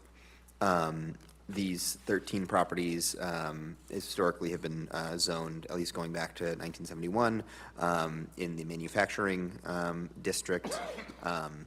There were some manufacturing uses that were established in the early 20th century, a nuts and bolts manufacturer. There's an ice cream factory. These are along Grove Street. Those manufacturing uses have largely, gone by the wayside. In fact, in these 13 parcels, there's only one that I think has a relic manufacturing use that's still ongoing, 7 Brookfield Street. They're a sheet metal fabricator. My understanding is actually it's the owner of that property that was sort of the initiator of this petition. So with regards to the differences between MG2 and BG3, I'm not sure if I said at the beginning, this would pull the, whereas the prior petition pulled the is proposing to pull the RG5 district that is to the east over these 3 parcels. This would pull the BG3 business general zoning district that is to the west over these 13 parcels. To the west in BG3 is the trolley yard, which is a relatively recent commercial development. So this would sort of extend the zoning that is on the trolley yard over these 13 parcels. So the change from MG2 to BG3, it's obviously more permissive in terms of residential uses. You could have anything up to a high-rise building in BG3 with, of course, dimensional controls. But whereas the manufacturing district, as Michelle Smith noted, doesn't contemplate any residential uses. And then in terms of general and business uses, again, BG3 is more permissive and would allow the zoning to essentially align with what is currently existing. For example, 288 and 300 Grove Street. There's a couple of different clinics there, a surgical center and a dermatological center that have been constructed in the last 10 years, I believe. Those required a special permit in manufacturing. They would now be a by right allowed use. There's also a bank there. There is the bean counter, bakery, cafe, that's also right now zone manufacturing, but really is a business use. So again, would align what is actually existing with the zoning. And then, of course, manufacturing uses that were either allowed by right or by special permit would no longer be allowed. And as I noted, there really isn't any legacy manufacturing or industrial uses left in this area, except for that one at 7 Brookfield Street that I noted. In terms of dimensional controls, BG3 is generally more permissive, does not have a front or side setback, and has a shorter rear setback than MG2. It has a greater FAR, 3-to-1 as opposed to 2-to-1. So again, would allow for a denser development here. And then I guess finally, I'd note that as both the petitioner and Michelle Smith noted, this is within the area designated transformational growth area in the now next plan. So the zoning change would allow development to be aligned with that vision. I think that's all I've got. Yeah, glad to answer any questions. Thank you. Thank you again to staff for the thorough comments and analysis on this. Any comments from the public? Seeing anyone in the room here, anyone online? Steve Carey in the Planning Division again. No one online. Okay, no one online. We will move to board comments. Mr. King? No comment, thank you. Thank you. Mr. Toomey? No comments. All right, moving along. For myself, yeah, I think a lot of my comments are the same from the last item on the agenda. I think this change makes sense, reflects the changing uses that are already taking place in this, on these parcels and in this corridor. So no concerns here. Happy to support it. And I think we might be ready for a motion to first close the public hearing. I make a motion to close the public hearing. Second? Motion to close the public hearing has been motion seconded. Mr. King? Yes. Mr. Toomey? Yes. Myself, yes. The public hearing has been closed. Do we have a motion on the recommendation? I make a motion to favorably recommend item number 9 to City Council. Second? And we've got a second. Motion that's been seconded. Mr. King? Yes. Mr. Toomey? Yes. Myself, yes. So that motion has been approved. Thank you and good luck. Thank you very much. Okay, moving on to other business. Item 11, approval not required, plans. This is Steve Carey in the Planning Division. Item 11A is not properly before the board, so not up for endorsement tonight. Item 11B, this is an A&R plan for 242 Greenwood Street, with one of these two proposed lots having frontage on Strasburg, or both actually having frontage on Strasburg Street, which is a private street.